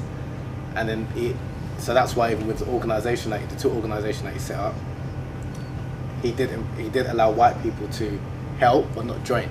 Why? Because if you're letting, and I can understand, because if you've got an organisation that's about black empowerment, and again he spoke about the idea that when it comes to serious things, we always go to white people, and you see it in this society as well. When it comes to entertainment, music, we're the main people. But when it comes to serious things, we want to go to someone else. So in order to, even for black people to overcome this, you need to have black people in power, so they won't think of, when they think of intelligence, they think of white people. When they think of slavery, what do we think of? We think of black people.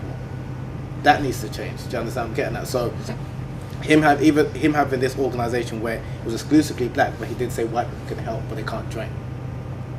Do you understand? So his views did change, but ultimately I think people need to understand that even as a Muslim or as a black nationalist or Pan-Africanist, and when you was talking about the experiences of like blackness and black life, people can relate to it because everyone has been oppressed. So even if you're white, rich, you can relate to like the black experience of oppression, for example, like in America. But ultimately, to some, I say you can relate to it, but it doesn't mean it's going to be the same. The same way I can relate to some respect or understand what a woman goes through, but I'm not a woman. I don't understand her experience. So it'd be wrong for me to put myself in the position of a woman's forum and speak on behalf of women. And I'm not going to be helping their struggle if they're trying to empower themselves. Do you understand? I'm getting that. But that's not to say that men shouldn't be, I don't think that's not to say that men shouldn't be able to join or not join necessarily help. The same way, like I think that was like Malcolm's understanding why he's with the Afro-American Unity Organization. He was exclusively black, but he said white people couldn't help, which obviously prior to Nation of Islam, he wasn't help. He wasn't going to white people. He wasn't using them to assist them with anything. But I think that's a couple of interesting points you raised. I think my point that I had in my head was that I think when he was making that address, Yeah. the interview about being open to contributions, Yeah. that it wasn't I don't know, it wasn't like a question anymore of just being moral. That that the moral standards have completely collapsed. Yeah. And even within the Nation of Islam, Yes. even among black people. Yes. There was no way that it just got to a state where black people couldn't really help themselves. Yeah. And that I think that was the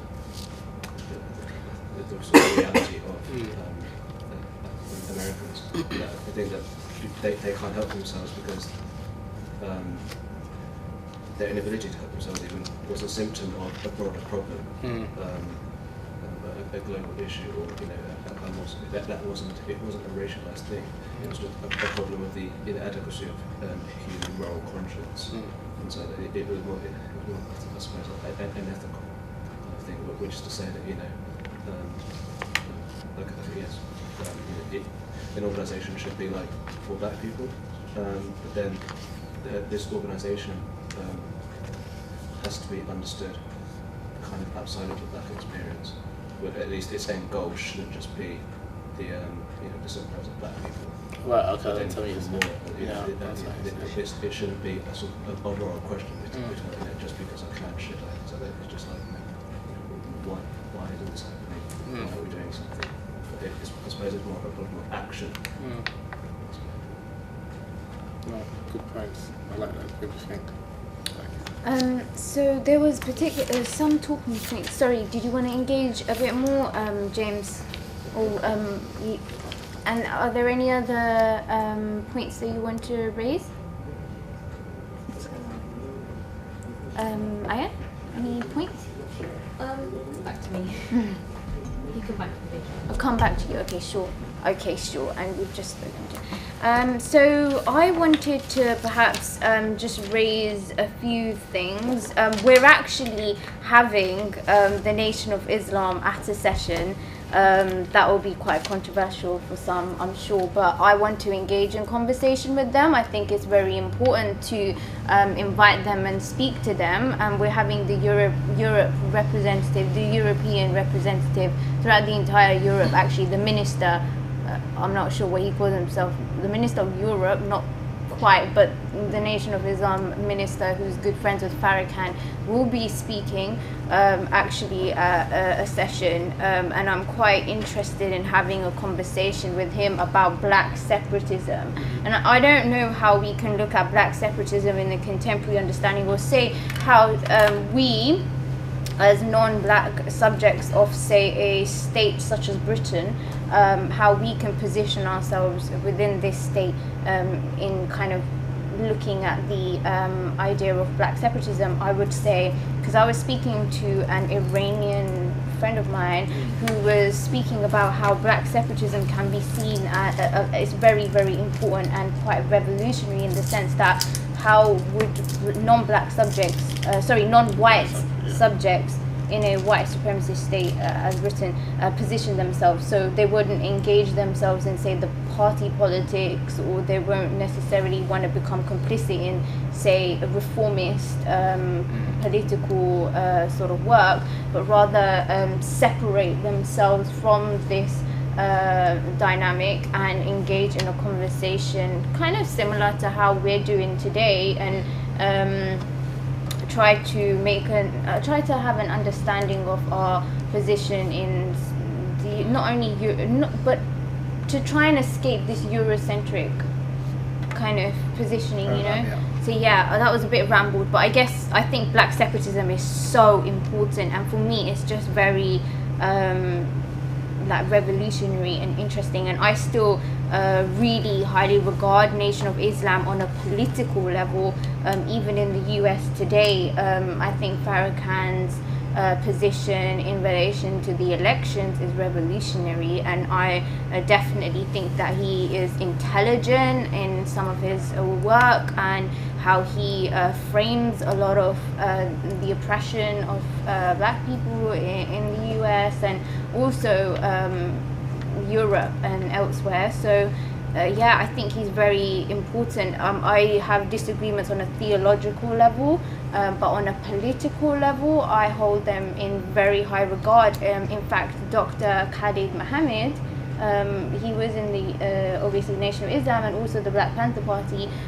He was an amazing revolutionary, and I'm like in love with him. I think that he said some amazing things, and he's like, you know, represents a very revolutionary kind of politics in relation to black separatism. So can you maybe engage a little bit on black separatism and how we should take them seriously, and how on certain issues that the Nation of Islam, even on social justice movements, and they're doing kind of projects in the UK in relation to the family unit, and they're kind of promoting this idea of like the black family and other kind of projects as well. So okay, probably going to be like rambling thoughts, because there's a lot that you spoke about. If I'm honest, I don't agree with like the whole black separatist or black nationalist ideology. So how is it understood? Like okay. I was kind of coming to that. I was kind of my issue is, and I think it's important, especially us in the UK or us in Europe in particular, actually, not only us in the UK.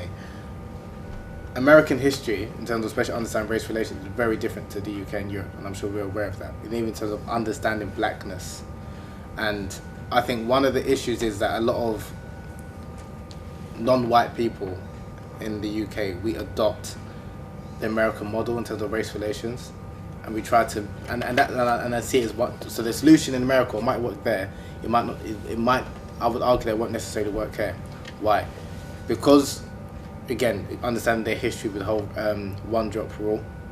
I mean, if you've got a drop of black blood, you're considered to be black, and the whole idea that you have a white or they're generally white or black, that idea is not this. We don't have the same structure in this country in terms of understanding the race relation. That's why I don't think that will necessarily work, right? Because there are many mixed race people. There are many people of like Asian descent who do not identify, and rightly so for whatever reason, as black. And this idea that they have to identify as black because they're non-white, when in America they might be able to align themselves with whiteness because they might be considered, or even North African. Like even recently, there's even like some uproar in America because in the American census, if you're an Arab, you're considered to be white, right? Yeah. And then now some Arabs are saying that there should be a separate category called MENA, like Middle Eastern of North African descent. Now even then you're going to go into the problems of, okay, if you are a North African, if you're from like Morocco but you're dark in complexion, and some Moroccans as dark as me or darker, in America you'd be considered to be black, but according to that census, or according to the census now, you're white because you're an Arab. Do you understand? I'm getting at. So who is my issue is what is blackness again? But are they Arab because they are from the Sahara and Sub-Sahara? I'm sorry. What is an Arab and what is blackness? So I mean, are you an Arab because you speak the Arabic language? Are you an Arab because your forefathers are from the Arabian Peninsula? And a lot of Arabs, particularly in like North Africa, are Berbers. They're not even They're not Arab. But most people most people are ignorant of that. So this idea, and I think it's so. For example, Berbers are not Arab, and some may be consider themselves to be black, and some may not consider themselves to be black. Where are we going to put them then? And so to clarify, my issue is that to say that everyone should be called black, it's problematic because if you're fair in complexion, so you're white, you're very fair, you are white. Descriptively, you're white. Why should you call yourself say you're black because you live in Africa? And then what do we mean by whiteness? Is whiteness just mean you're of European descent? And then if we're talking about European descent, what part of Europe? If you're from Turkey, you might not be considered to be white European because you look too much like an Arab. I mean, that's my issue because I think in America, again, because in America, it's different in terms of how non-white people are treated because you're categorized as black. I don't think it necessarily it doesn't work as well in other parts of the world because we haven't got that same history in terms of like race relations. I think when we try to adopt the American model or their understanding of blackness, we can learn, because again we need to create our own, again not to say that we should work for them, but I don't think you can just copy everything what's going on in America, their strategies and their solutions and think it will work out, because not everyone, even amongst black people, there are some, even speaking to some of my relatives like in Nigeria, racism is not an issue until you come to this country or the West. Like they're not talking about race. So this whole idea of alignment with blackness, they're talking about their tribe. If you ask them where they're from, they'll say I'm Yoruba, I'm a House or whatever. And similarly in the other African countries, they're not talking about I'm black. It's only when you're a minority in a racialized country, then you understand like what blackness is, which is really a social construct. And again, within Africa, and this might be sound controversial, but even in this country, you've got, and it's so ridiculous. You've got some or many people of West African descent and Caribbeans who are considered to be black, and then if you're from East Africa, you're not black, you're Somali. Is this term used here as black minority ethnic? No, but even amongst us, how we use the term, who is black? Yeah.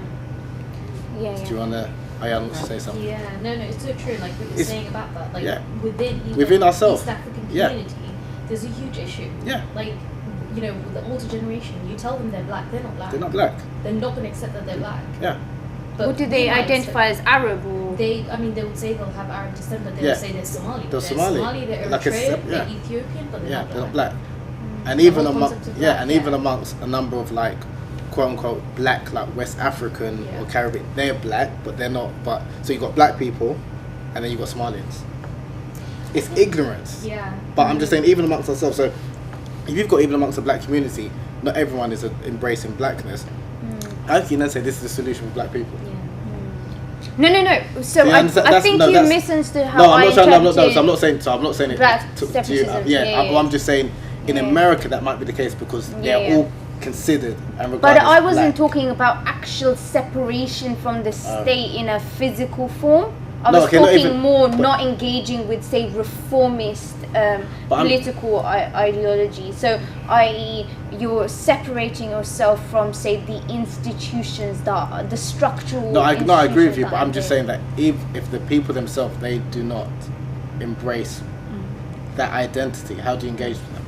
That's a really Like if they're saying, oh yeah, all us black people, and I'm not black, I'm not black, I'm not black. Like, who you engaging? You're engaging yourself. But I think that's where Pan-Africanists would but then put if, their...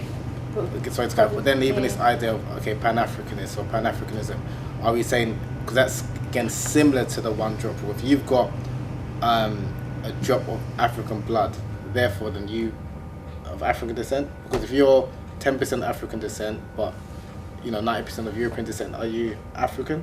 Is your loyalty with... Yeah, I mean, I haven't got the answers. Don't get me. But I'm just, these are things which when I hear, I would it's say like, more critical sort of theorists from Pan-Africanists. I'm saying with when I read a number of Pan-Africans or when they talk about black people, again they're speaking from like anyone from their perspective and their social environment. And generally from America, it's very different to the UK, or even like for example Brazil, which is like in terms of understanding self-identity and racial relations, it's like America but in steroids. So if you're going to try and adopt that American model, that two white and black, and use it in other parts of the world where they themselves as self-identify as black, you're going to do disservice to them. You can't then say, no, you are black because in America you're black. Yeah, that's where I was saying the whole Eurocentric Western narrative is quite so sort did you wanna? Yeah, no, just sorry, I was just thinking about certain things about like the whole concept of how we construct race is very problematic, just on a general basis, right? And then we're talking about like Malcolm's identity as a Muslim. I think there's a whole complexity to that as well. Just because within Islam, I think there's this huge. I mean, everyone like kind of talks about it, but I mean, again, it's this whole concept that we're taking a very Western, Eurocentric idea of race and translating that across, which is very problematic. That's what I agree. Because the way we understand race in Islamic history, or even like contextually the way Muslim societies are, it's very, very different. Very different. So like, I mean, it's kind of like one person was saying that in Mauritania, for example, where a form of slavery still exists, you can have someone who, will look like us, black, in skin and stuff, but they will be considered an Arab. They're considered an Arab, right? But someone who might be slightly, shades lighter would be from a family that's come down in slavery and they're still enslaved. Right. I mean, they might not have that slavery but they're known, like, they descend from them. So I think it's very, like, so coming back to, I think the way we understand race in the West and in Malcolm's identity of how he identified as a Muslim and as a black Muslim, it is very problematic if we start putting that into a Western context and how race has evolved in the West, I think. And also I think the other thing that I've been thinking is just the issue that I'm not sure whether this is a Western Muslim issue, but the way we see as the black Muslim identity is very, like, I don't know why we're always questioning that, but the Arab Muslim identity or the Asian Muslim identity isn't questioned as that. I don't understand why there's a question as to, the level of your religious identity associated with your race. And I feel like that's very much a Western problem again, because when you go to Africa and you see how Islam has been practiced, like in East Africa, West Africa, where Islam's been there for a very long time, it's evolved to its own culture as well. And there's not, that question isn't being raised. There isn't an Arab Islam. There isn't, that Islam. So I feel like, again, this is something maybe we need to assess as, black Muslims or like, Arab Asian Muslims living here in the West. How do we understand Islam as well? And culturally, I feel like this is where the whole issue is, like, there's the religious aspect and there's the race identity, if we want to see it. And I feel like that will take a different interpretation depending on the context you're in. So, and that's not something to say that, oh, this is something wrong. It's just natural that you have the theological beliefs, but it's going to take a different identity depending on where you're in. So those are just thoughts I've just been, just thinking that, like, why is it still problematic? As not just only a Muslim community, but just generally, I've seen even with non-Muslims questioning the whole Muslim, black identity. I don't understand why that is, point of contention in that way. So Not No, sure what you guys really think about that. excellent point actually, and I'm so glad that you raised it because this is kind of why we have these conversations actually. Yeah. So this is exactly why we have these conversations, because I try to invite across the board. We invite Pan-African, Afro-pessimist voices and academic voices, and then you're an author and you've got your own, you know, research that you've done on the ground and things like that. So we're very much engaging with voices across the board for this particular reason, because that's why even in this group we are a decolonial education initiative, and we invite all, you know, critical, respectful dialogue. So it is really really great that you brought that up, and if you want to engage with that actually. I agree wholeheartedly with what you said, and it's just got me thinking as well. And I think, like you were saying, I think it's mainly a Western problem. Yeah. It's mainly a Western. It's mainly a Western problem, not. But then what about Mugabe? What about Mugabe's, you know, sort of like Mugabe's made some very strong. I'm just thinking, you know, I'm thinking that. What about on the world stage when you have African leaders say? No, but I'm saying it's like if you listen, and I was thinking about this yesterday when I went to watch. Because you can look at it from a geopolitical perspective. I'm saying when you're in the West, when you're a non-white person, you think about race a lot. Yeah. When you're in Africa, you're not thinking about the white person. Do you understand? It totally. And again, just when I watched what's that film that came out with Lupita? Queen of Katwe. Queen of Katwe. The reason why I found it so refreshing was because obviously 90% to 95% of the characters were black. Race wasn't an issue. You're just seeing characters. When I'm watching most films, and I thought it made me question myself, when I'm watching most films. But isn't that from Disney's America, objective? No, it's not because of Disney. That's still Disney. And it was actually a good film. My point is that when I'm seeing any film in America, obviously in the UK, I'm naturally conscious of the black representation. How black people, why is it the black person's the thief? Do you understand? I'm thinking about that. When I'm watching a film, which was like the Queen of Katwe, it's all black people, I'm seeing the thief, I'm seeing the good person, I'm not thinking of race. Do you understand? I'm getting that. I'm saying because we live in, obviously we're the minority, we live in a racialized society, we sometimes think about it, you could say we think about it too much, but it's our experience. Because you cannot not help but feel, you know that you're black, you know that you're Asian, you know that you're not white, because it's seen everywhere. Do you understand? So it's going to reflect how you view things. But I'm saying that if you're in an environment where you're all like the same colour, you don't think about things the way we see it. And I think to a certain extent, like you mentioned, like that's so true. I've noticed this because just talking to my parents, they're from East Africa, Somali Kenyans, and just the way they grew up in the concept of race and identity and religious identity, the way it's transformed over the years within just that region. It's really interesting to see and understand. Like over there, I mean, it's a tribalistic, just like any other part of sub-Saharan Africa, tribalistic. You know, like different tribes, different religious groups. But it's interesting. Of late, there's this whole new Muslim kind of persecution of that region, which if you talk about when they grew up, it was not as much. They were not aware of these things until the whole colonial, thing that happened, and like independence, and even like now, like just seeing the foreign politics that's going on, like the influence on that. So it's interesting to see that, that in itself with globalization and how it works, and how Western powers have so much influence over there, it's being translated across to Africa itself. But these were not issues that our grandparents were having necessarily. I mean, it's just funny you said that, because I'm now thinking of my parents, and when I speak to my parents or people that's around their age, race is not an issue. And even again, just coming to your point, Nadi, about understanding blackness, amongst a number of West Africans, amongst Nigerians, an Asian person is considered to be white.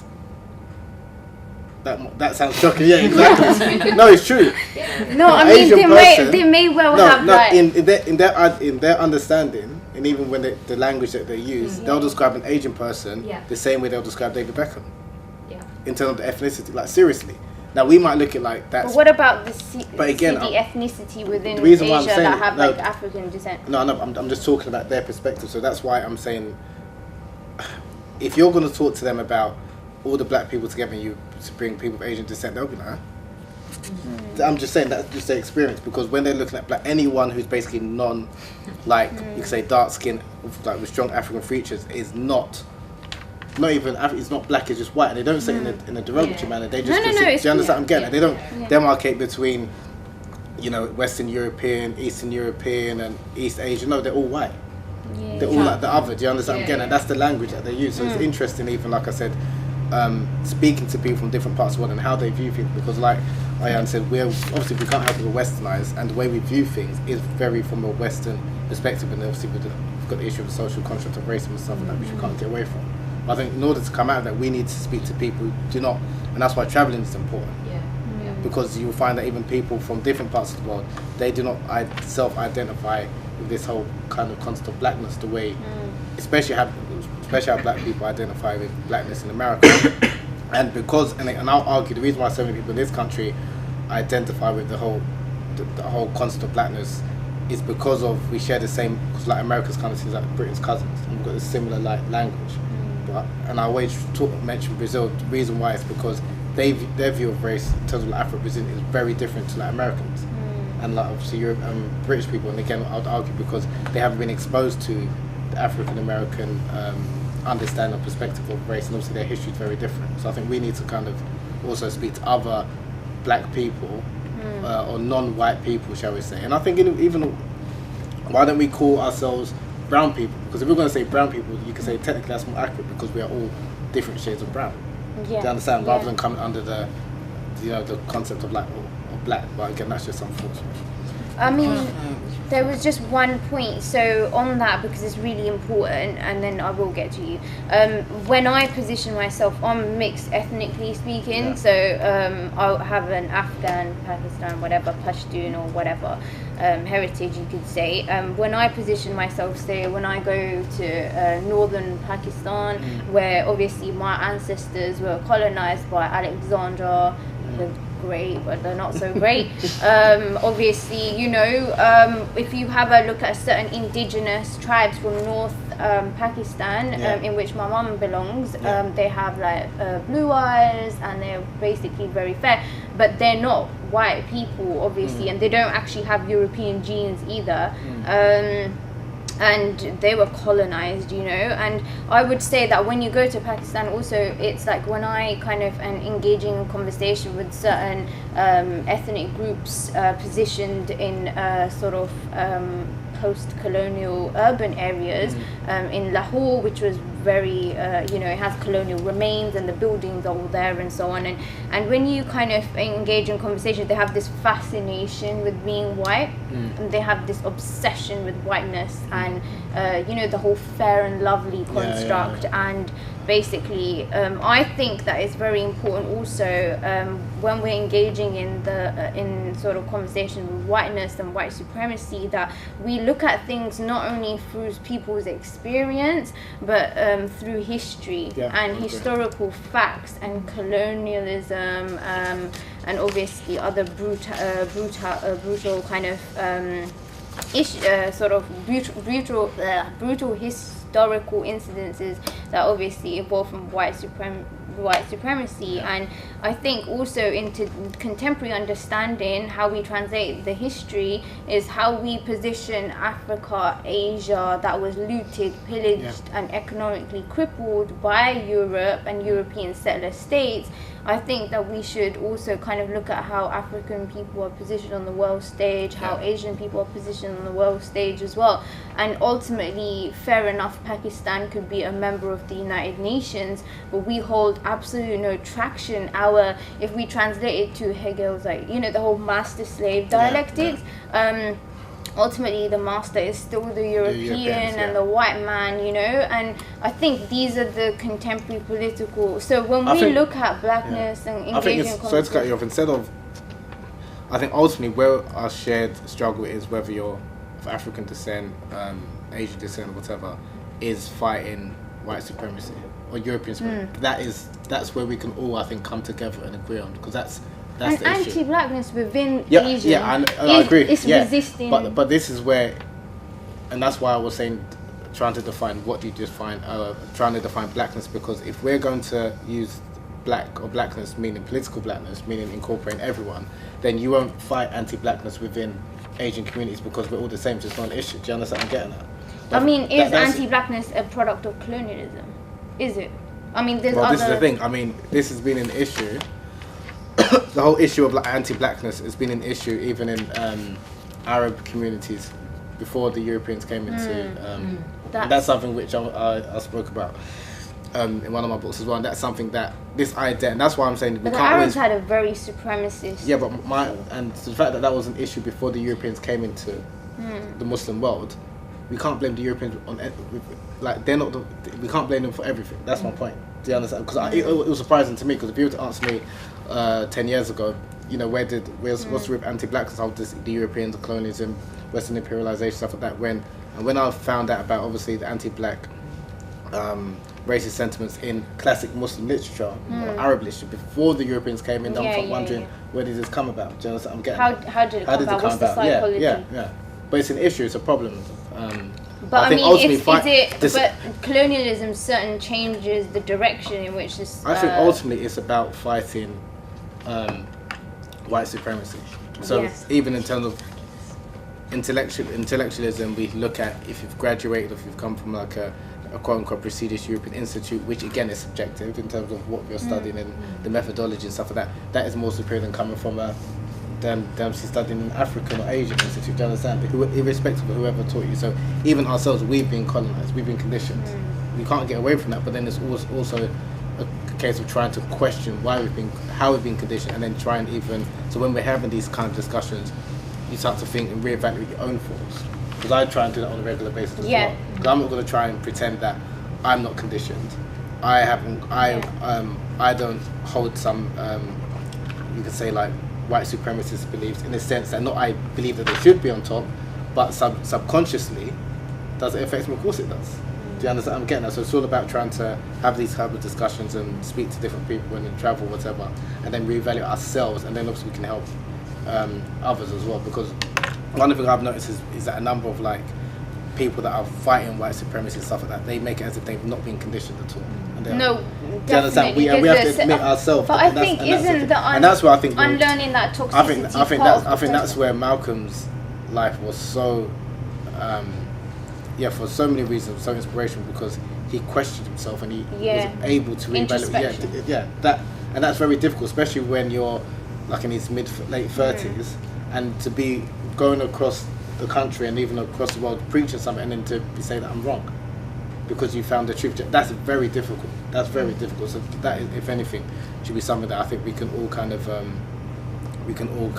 learn from and draw inspiration from. And the fact that he also, when he was in prison, said that he wasn't one thing, that he was someone that's dedicated to studying and knowledge and reading, and he would gladly, even as a 30-year-old man, I think, or his late 20s, go back to high school and sit with like 10, 12 year olds. How many of us would be willing to do that, to acquire knowledge again? Do you understand that kind of that bravery in terms of like not having an ego and stuff like that? So I think that's important.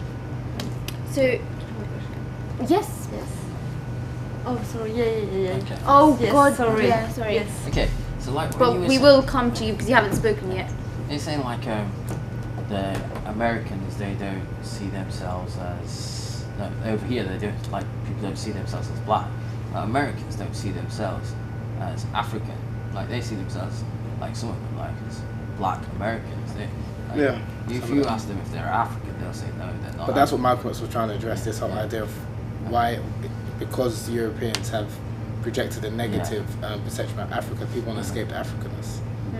But as for like people wanting to lighten their skin, it's like prevalent all over Asia and things. Like, it's like people over here that want to get a suntan, I think, personally. It's absolutely not. It's a product of deeply entrenched self-hate and colonialism. Thais do it, and it didn't exist pre-colonial times. Thais haven't been colonized. Yeah, I don't think that's arguable. I mean, it's questionable as to whether we can. Okay, sorry, we're gonna come back to that conversation. I just would like to come back to Malcolm X. Have you finished the book? Sorry? Have you finished to read the book? Have I finished reading it? For myself? Yeah. Yeah, I've read it. So what did you learn from him? What did I learn from it? When I first read it, when I was about 11 or 12. Yeah. That's a good question, actually. Because the reason why it's a good question is because when I read it, because I've read it obviously at different stages, I've read it about like 8 times. I learn different things, because obviously my different stages I am in my life or whatever. But one of the things which stuck with me is to be proud, obviously, of your Islamic faith and obviously your African heritage. They're the two, because again, as a Muslim and of African descent, that's something that helps me a lot when I was when I first read it, like at 12 years old or whatever. And also not being afraid to learn and study, even if you don't know something. That's there's so many things. What else did I learn? One thing, actually, probably one of the most important things I've learned from his life of the book is his bravery and his willingness to sacrifice. It's probably one of the most admirable things I admire of him, is that he was willing to sacrifice himself for his beliefs, and that's something that very few people are willing to do. I mean, it's easy to kind of say things when you're in a safe space, but when he was even getting death threats, after they firebombed his house with his wife and his 4 daughters in the house, he still was willing to speak the truth against how he's sitting. That was just like, that is what it was just remarkable. Just like, wow, like he really believed in whatever he was saying, even during the period when he was in Nation of Islam and after. And he was able to, like I said, when he was left the Nation of Islam and then went to Mecca, he reevaluates. He always question himself, and that's something I think as we as people, you're never too old to learn something new, and to kind of track some of your statements or your beliefs or your thoughts. And another thing, there's a lot of things I've learned from him. An appreciation of black women, because I'll be honest, his book, it did, because it was a lot of what he was saying is like I felt like he was speaking to me, that you have been conditioned the same way why you appreciate certain women of a certain, but so again, especially speak as a man, obviously living in the West, why you value certain women of a certain, that look a certain way and stuff. And so again, to make me think, why is that? So there's a lot of things, but ultimately it's just a case of there's a lot of things. That's a good question. That's a good question. But depending on where I was at a stage of my life, it was different things that I learned. But ultimately, it was as a Muslim, to be proud of my Islamic faith. Number one, that's something that he ended on, which despite talking about everything that he's gone through, all praises due to Allah. So as a Muslim resonated with me, and then his African identity and willingness to kind of always educate himself and self-educate as well. So not educate, necessarily go to university. He was autodidact, someone that's read and taught himself. So it's not about, of course it's good to go to university, get these degrees or whatever, but you don't need someone's validation to become knowledgeable. And I think that's something that, just reading his book and listen to some of his speeches that I learned from him. That's a good question. Thanks. Ayan? So I just wanted to add to that. That's a really, really important point. I was listening to a talk on Malcolm X, and it was an amazing thing that the speaker was saying that one of Malcolm's, the biggest thing you can learn from him is the fact that he taught himself. Yeah. And Malcolm even criticized the American education system, the college, the prestigious colleges that educate people, and his way, what he was saying, that the amount of time that he spent in reading in prison and educating himself was probably far more than those students who went to Harvard, Yale, Brown, who are supposed to be the well-cultured, well-read, individuals. So I think a lot of the times, taking that personal responsibility to educate yourself, to read everything out there, to challenge yourself, and get as close to objective knowledge as much as possible, is probably one of the greatest things that you can learn from Malcolm. And given his background, his evolution as a character, as a person and a character, how he's gone through that, I think it's so important to learn that. The concept of self-education. I think that's probably one of the reasons that makes Malcolm, as for me, personally as a character, someone who transcends race, religion, all this thing. This is kind of humanity in its greatest kind of form. So I think definitely adding to that point of self-education is so important. Did anybody else? James? I always value his input. I think that sometimes you pick up on things that perhaps people don't. So do you have anything else to add? Actually, I don't. It's not. It's just everybody else. But I think Malcolm X, I think he's one of those really important figures, especially in the black radical tradition, whereby he was just one of those people who set out to redefine standards of moral and ethical behaviour, but at the same time, you know, to emphasise the validity and the legitimacy of black life, which is to say that, you know, for me anyway, just like he wasn't like an Afro-pessimist. He wasn't saying like, you know, black life is just, you know, it's just this kind of dead horse that we should flog. That, you know, if we stick with it, if we stay within the conditions, that's the only way we're going to actually change, you know, change black life for everybody, not just for black people, but for black life for people. Which is to say that, you know, black life is synonymous with, you know, white life and American life. That, which is to say that, you know, slavery is important, colonialism is important. You know, the facts, being objective about it, but also, you know, using these facts to look ahead, to be, you know, to be progressive and futuristic. Yeah. Thanks. Do you want to engage with that, or can I bring in another really sort of question that is like burning? So basically, the conversation that we had slightly earlier, the idea that actually, how do brown people engage in sort of black struggle, you know? Because, for example, and I had a conversation with Clee Benelli. Unfortunately, we didn't have it in a session. It had to be filmed because he was unable to attend a session, and he was only here for 2 to 3 days, and he's originally from Arizona in the US, and he's of Native American, he's Native American, or you could say, yeah, let's call him Native American, you know. Let's go with that because it's the most commonly, it's a common term, and I guess everyone will know what I'm speaking about. So he's Native American, and obviously the US as it is a settler state. It's a European settler state, and it's built obviously on the mass graves of Native Americans. And Clee Benelli spoke about the Holocaust of the Native Americans. And it's not only the North, obviously the Holocaust happened in the South, in South America as well.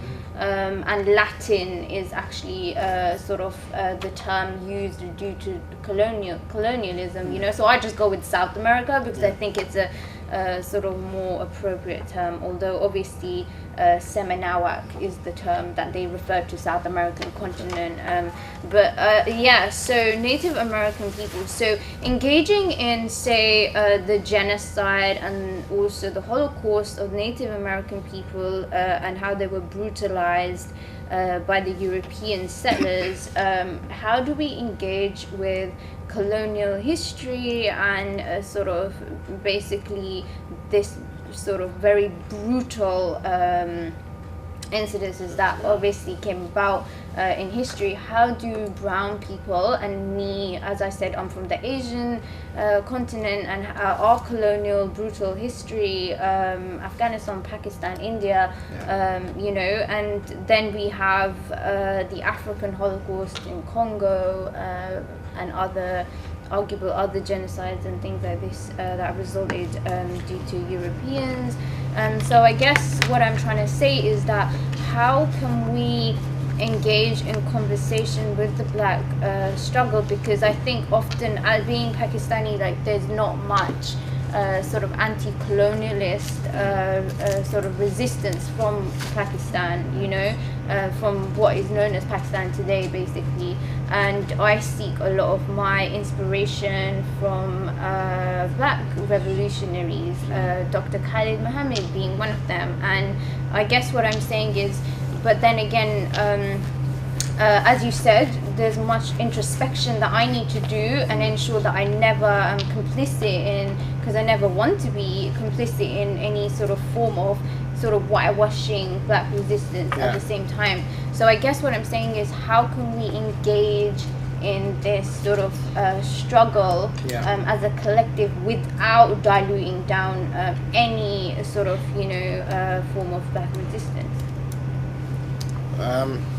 I guess it's engaging the complexities of the struggle and. I think you're doing that. What you're doing now, the work you're doing, and the reason why I'm saying that is because you're not.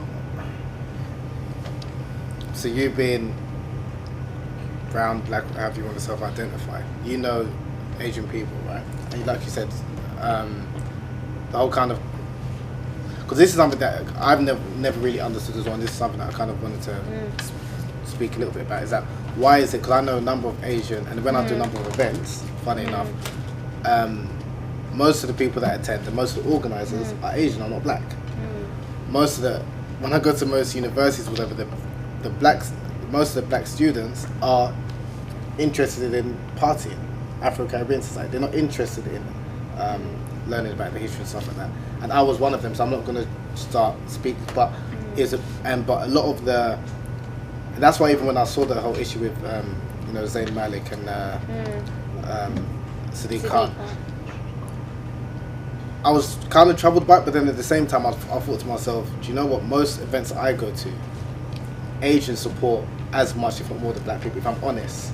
And not doing it because they just like you said. So in terms of trying to identify with figures that are resisting like white supremacy and European imperialization, stuff like that, they can relate to a lot of black figures because they're the ones that are speaking out against it. And I was thinking to myself, I can't think of many Asians that speak out against it. So I don't know, like in terms of what you would do. To be totally honest, the only thing I could say is when you're dealing with issues within the Asian community, because you know the community better than anyone else. You know how to. Do you understand? You know where people's minds are. The same way, like when Ayan was mentioned earlier, and I was speaking about our parents. Could you convince them to talk about the importance of blackness and race? You couldn't, because it's for them. It's a non-concept. Do you understand? So the people that are affected by it, which are mainly people that are living in the Western society, and especially young people, because they're conditioned from a young age. That's where I would kind of. Because you wouldn't want them to have an inferiority complex. I'm saying, but for older people who I'm not saying you ignore older people, but it's a non-issue to them. Or like as my dad says, you're talking about racism and stuff like that. Where I've come from, it's blacks are killing blacks, and to come from how again, I'm not saying Nigeria was in a really bad situation, but how it is now, they don't mind coming here and suffering racism. That's again not to say that racism is fine, but me born in this country, grew up in this country. I'm not going to start saying you should be talking about racism and colonialism because it's not an issue from where they've come from. Do you understand what I'm getting at? But is it though because of the history? From where they've come from, I understand, but for where they've come from, because ultimately most people they just want to better their lives. But didn't Malcolm speak about this? Didn't he speak about the educating about our history? Yeah, but who's he speaking? Not necessarily. I agree, but who's he speaking to? That's not necessarily to obviously saying that we do this whole preaching thing. No, not preaching, but like I said, he was mainly speaking to African Americans. But did he go to Africa? He did. Of course he went to Africa, but I'm saying when he was going to Africa and he was speaking, and then he was going back to African Americans. But that's just how he was positioned, you know. No, but my point didn't choose to be positioned. No, my point is he was trying to connect. But I'm saying that if you're going to Africa and trying to teach them the importance of African history and things like that, and they kind of already read it, but it's not that important. They just want to better their life. It's because totally that's survival. They have no choice, right? It's not even it's not survival. There's a lot of people in Africa that's living like, especially when you see stand up. I'm endorsing that Queen of Cataway from the reason why it's so good. You saw rich Africans, you saw poor Africans. It wasn't just. Do you understand the stereotypical image of Africa being poor? So when you're No. I'm speaking about say. But my point is that for Asians or like non-black people, I think the people that are like passionate about fighting white supremacy and just need to be honest in terms of their own community and in terms of need to be honest in terms of tackling their own community. Because one thing which I always ask like some of my Asian friends, my wife, what do you say behind closed doors about black people? I just want to know. I'm not going to get offended. A lot of people won't tell me because I just want to understand. Okay, how do you get this type of thinking? Why do you think like? Because it's endemic in the subconscious, or not even subconscious. It's in many people's psyches that black people, whether it's an Asian community, Arab community, the Chinese community, that black people are the lowest of the low. And so have you traced that psychology? So you were saying it's not a byproduct of colonialism, which is a credible. No, some of it is. No, some of it is. But I just want to know, like, even those who are educated, they still have this, like, black is at the bottom, and those who are even fighting against it, they're not like having honest conversation with myself. And I was like, okay, I'm not saying that you are racist, but why? What do they say? But like, what type of things do they say? Do you understand? I'm getting that because there's a number of people that, when it comes to entertainment or even education. But They don't mind what listening they to a black do person say, and I speak. can guarantee they say in the Asian community, what I know what they say, they might not say certain sentiments in front of me, honestly, because I don't take shit. But I will be saying this though, what I have seen is that if they don't overtly display anti-blackness, they definitely display the whole worshipping the whiteness. Do you understand? The whiteness is a construct, Eurocentric beauty ideals and everything. So you see this in the psyche of like many Asians. I mean, don't think I would say. And that's that's a lot more prevalent, and they can be open about it, and they might not necessarily hold back on it. You know what I mean? So you can see that form of self-hate, and obviously the way they would treat dark. And we have very dark South Asians, and I was speaking about the Sidi tribe, which obviously they're from Africa, Southeast Africa, and I think it's Southeast Africa, East Africa, anyways. But you have this kind of ongoing, but I think we're not talking only in a sort of we're not talking about so where you're positioned geographically, but rather across the board. Also, across the board, how we can even engage in, say, a Native American. For me, it's for me to understand, because I understand. No, I don't understand the extent in the sense of what's happened to the indigenous people of the Americas. Do you understand? So that's where I need to listen, because the same way, like for example, we talk about what's happening, like police brutality in America and what they're doing to black people, but what's happened, or what is happening, what's happened to indigenous Americans, not only in North America but South America, we don't talk about. So that's where again we need to, those coming from those backgrounds or those who are better educated, I'll need to listen, not to just talk about my own. Because I think its history is vital to. But learning from someone's perspective, because history is what's the saying? It's written. History is from perspective as well, and a broad voice. Because that's what I tried to, as I was trying to say, I want to invite people from an entire. And it's good that you're doing that, because naturally, like, and I'm not going to make no claims I'm objective, because I'm not. No one is. But I'm coming from a perspective. You've got other people come from a perspective, which is good, and then you can. The more different perspectives that you listen to, then you can make your own opinion, make your own informed opinion, which I think is important. So you're doing that. So that's what I think you just need to continue doing what you're doing. And everyone needs to continue doing in terms of trying to eradicate, ultimately through education, but different ways. Some people could be social media, some people it's conversations, but you know your people, community better than anyone else. It's not for me to say this is where you have to tackle it. Do you understand? And just on a really quick point, in relation to the point you made about Africa being rich, absolutely, and everyone knows that who studied history that Africa was very rich. Was and still is. Still is. Yeah, and still is. Was and still is, just to be clear. But I wanted to make a point, but it was and still is, however, colonialism did economically cripple to some respect, yes, but we need to stop making excuses, because if you go to... No, I'm not speaking about excuses, I'm talking about from a structural... Yes, I agree, but...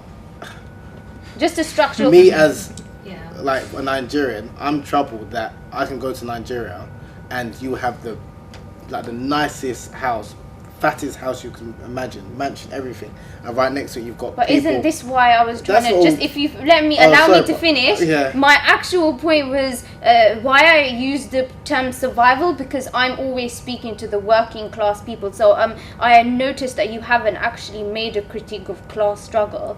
No, but I think it comes down to what sorry, I forgot his name. James said about not even just about blackness, it's about human beings. And what I mean by that is that some people, I'm not saying people in Africa are more greedy. But what about class struggle, i.e. working class? When I'm speaking, I'm always speaking to the working class people in Asia, the working class people But you know, some of those working class people, even in Nigeria, if they became the middle class or, you know, the elites, they will behave exactly the way the elites are behaving. What do you mean by that? So it's a set mentality. It's mentality. That's the thing. It's a set mentality. That's the thing. It's the mentality.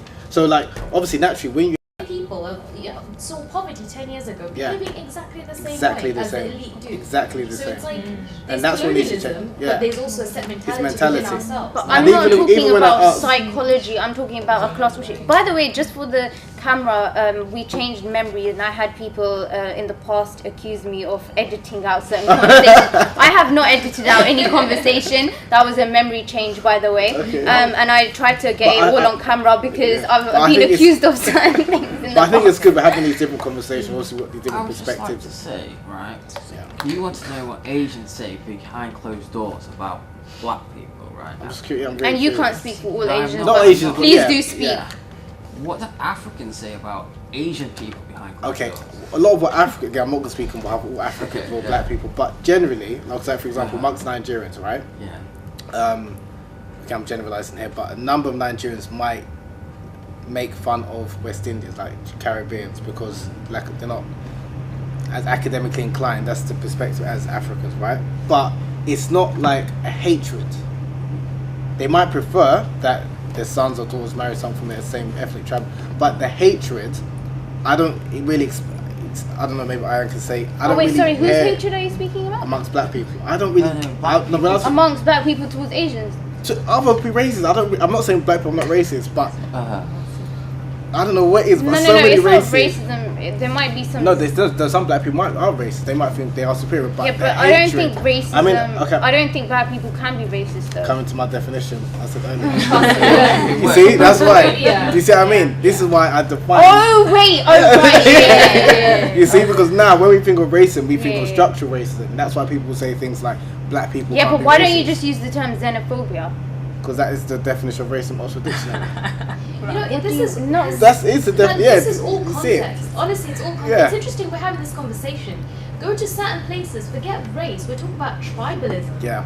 You come Yeah. down like this is all structure Yeah. and it's all like context that you're speaking Yeah. of. So I think that's the danger of like generalizing Yeah. and getting a broader Yeah. like attitude towards all of this because it's very dangerous to do this. Like we're speaking about this like that. Go to, for example, probably Yemen or Somalia, right? You're talking about tribes. Tribes, yeah. You're discriminating people. This is ways as the whole racial construct works, depending on which tribe you come from.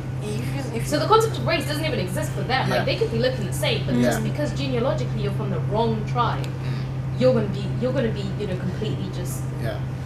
alienated in that way. But the only difference with racism is that because, again, racism in terms of the belief, not structural racism, because you can, if you're judging someone by the way they look, you can't get away with that. The reason why I think, like, if you're black, right, you're always going to be black.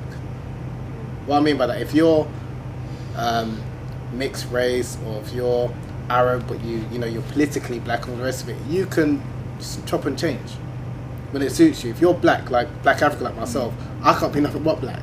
Yeah. I can go to any, and that's why that's why it's different, because you can have someone that's a strong advocate for black people but very fair in complexion, but they might after I want to try something else, and they can blend into mainstream society.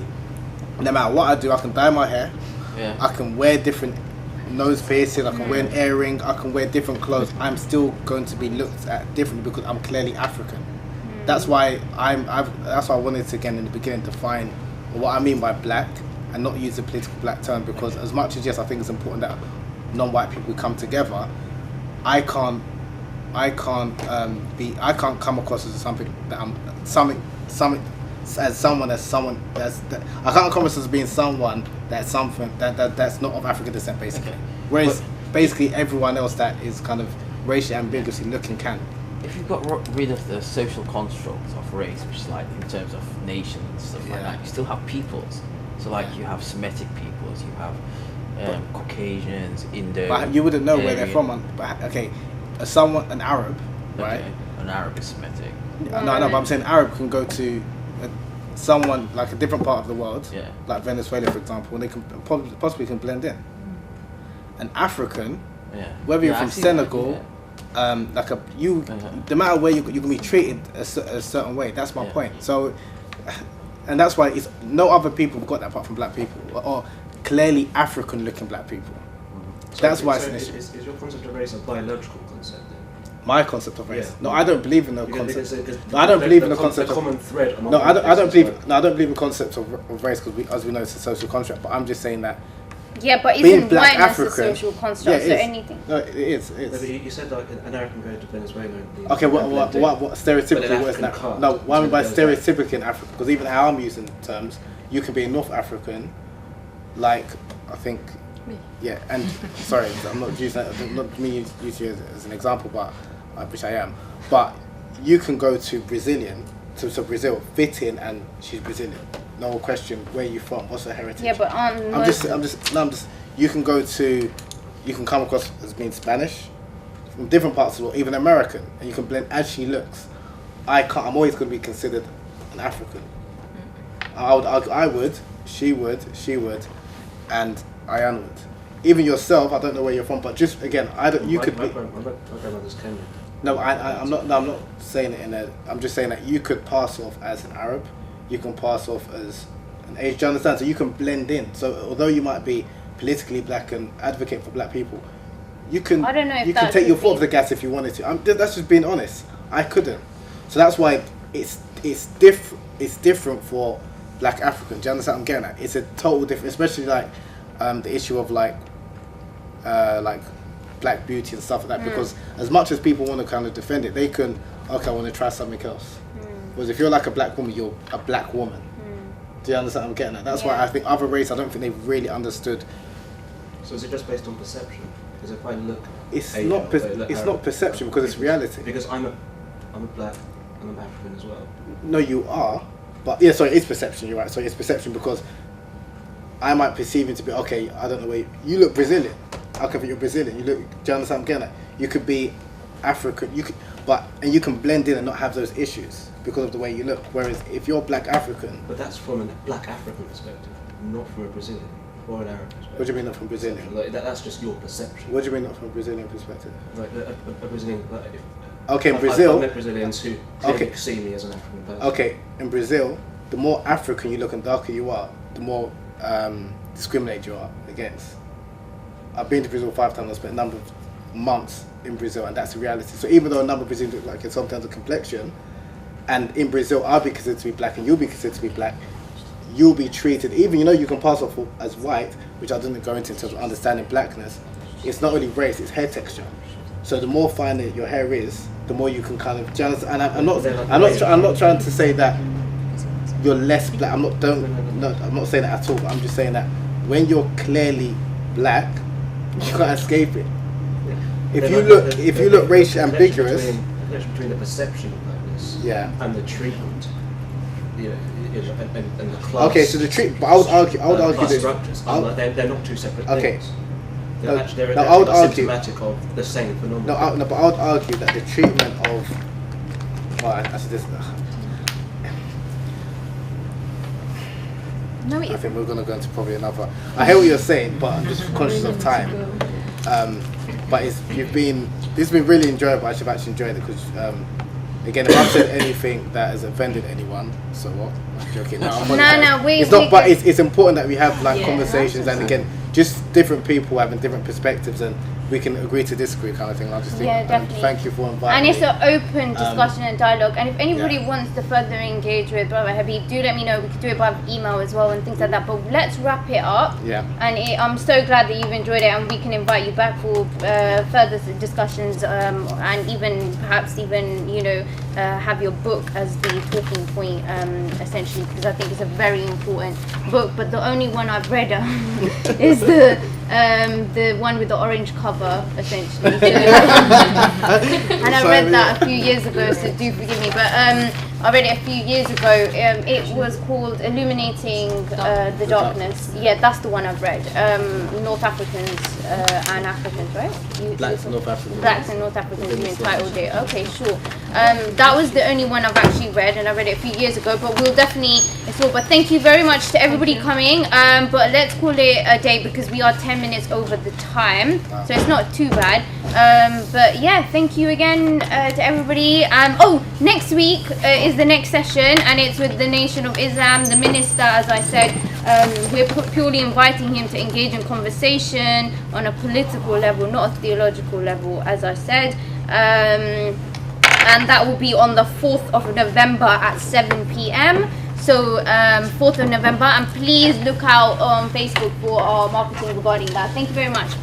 People saw poverty 10 years ago behaving exactly the same Exactly way the as same. the elite do. Exactly the So same. it's like And that's what we need to check. colonialism, Yeah. but there's also a set mentality, mentality. within ourselves. But And I'm not even talking when I about ask- psychology, I'm talking about a class worship. By the way, just for the camera, we changed memory, and I had people in the past accuse me of editing out certain conversations. I have not edited out any conversation. That was a memory change, by the way. Okay. And I tried to get But it all on camera because But I I've been think it's- accused of certain things in the But I think it's past. good. We're having these different conversations. Also, what these I different would just like to perspectives. say, right?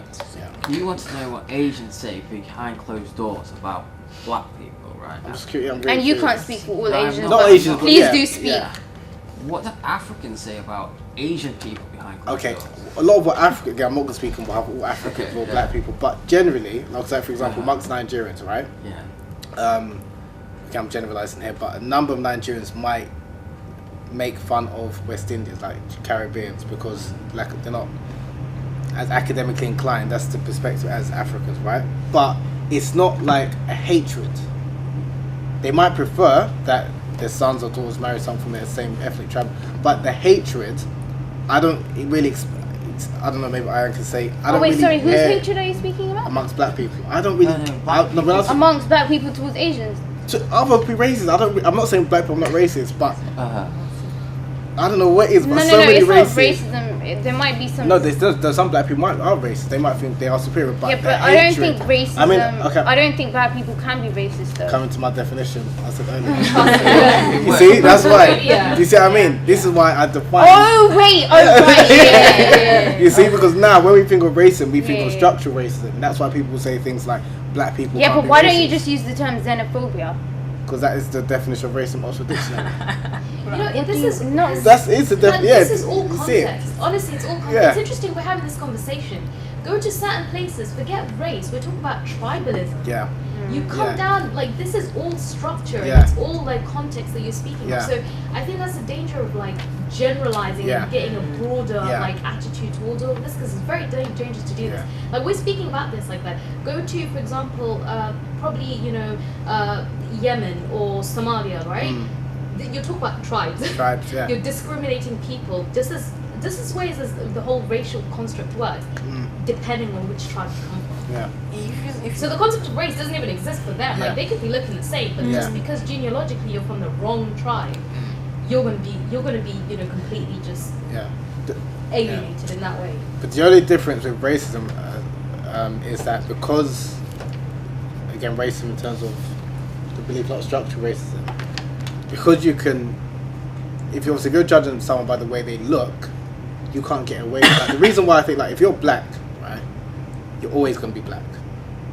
What I mean by that, if you're mixed race, or if you're Arab but you know you're politically black and all the rest of it, you can chop and change when it suits you. If you're black, like black African like myself, I can't be nothing but black.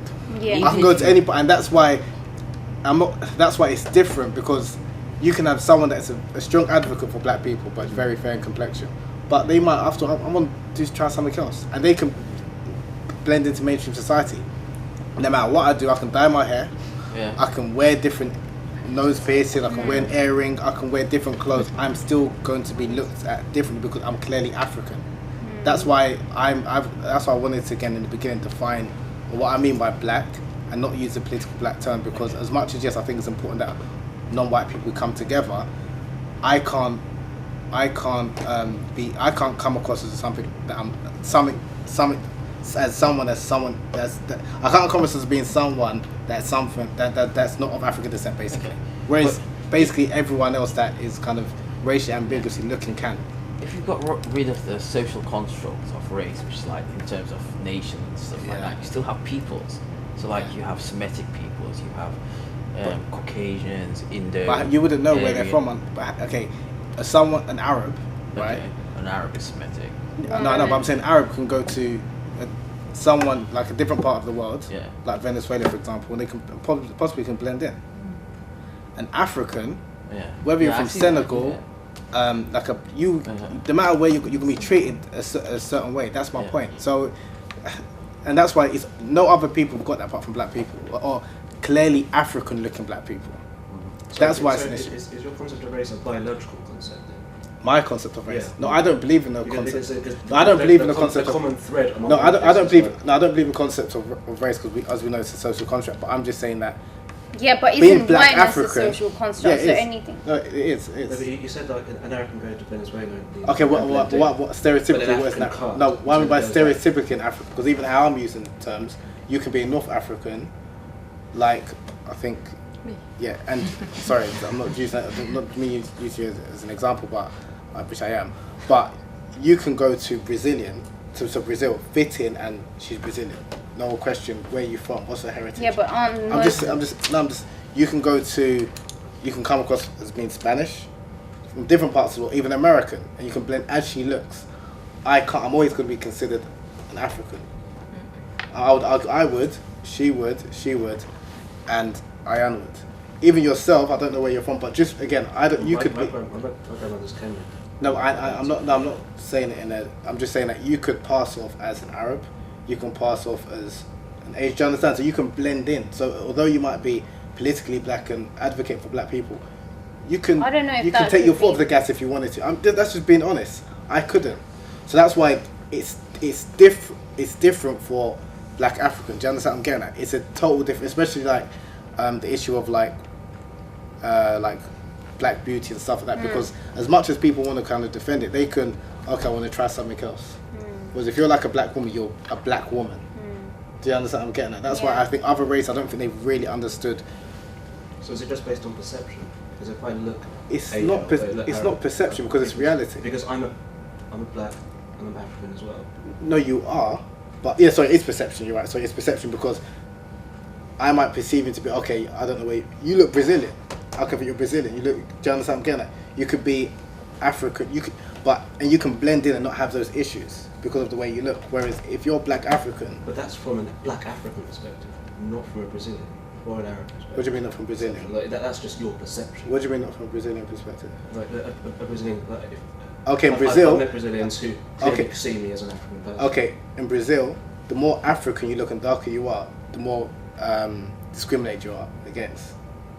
I've been to Brazil 5 times. I spent a number of months in Brazil, and that's the reality. So even though a number of Brazilians look like sometimes a complexion, and in Brazil I'll be considered to be black and you'll be considered to be black, you'll be treated, even you can pass off as white, which I didn't go into in terms of understanding blackness. It's not only race, it's hair texture. So the more finer your hair is, the more you can kind of jealous. And I'm not trying to say that you're less black. I'm not saying that at all. But I'm just saying that when you're clearly black, you can't escape it.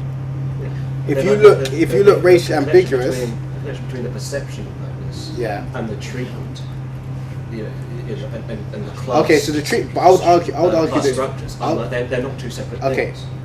They're actually I would argue symptomatic of the same phenomenon. But I would argue that the treatment of I think we're going to go into probably another. I hear what you're saying, but I'm just conscious of time. But this has been really enjoyable. I've actually enjoyed it because again, if I've said anything that has offended anyone, so what? I'm joking. It's important that we have conversations, and again, just different people having different perspectives, and we can agree to disagree, kind of thing. I just think, definitely. Thank you for inviting me. And it's me. an open discussion and dialogue. And if anybody wants to further engage with Brother Habeeb, do let me know. We could do it by email as well and things like that. But let's wrap it up. Yeah. And I'm so glad that you've enjoyed it, and we can invite you back for further discussions, and perhaps have your book as the talking point, essentially, because I think it's a very important book. But the only one I've read is the one with the orange cover, essentially. And I read that a few years ago, so do forgive me. But I read it a few years ago. It was called Illuminating the Darkness. Yeah, that's the one I've read. North Africans and Africans, right? Blacks and North Africans. Blacks and North Africans, you entitled it. Okay, sure. That was the only one I've actually read, and I read it a few years ago, but we'll definitely explore. But thank you very much to everybody coming. But let's call it a day because we are 10 minutes over the time, so it's not too bad. But yeah, thank you again to everybody. Oh, next week is the next session, and it's with the Nation of Islam. The minister, as I said, we're purely inviting him to engage in conversation on a political level, not a theological level, as I said. And that will be on the 4th of November at 7 p.m. So 4th of November, and please look out on Facebook for our marketing regarding that. Thank you very much.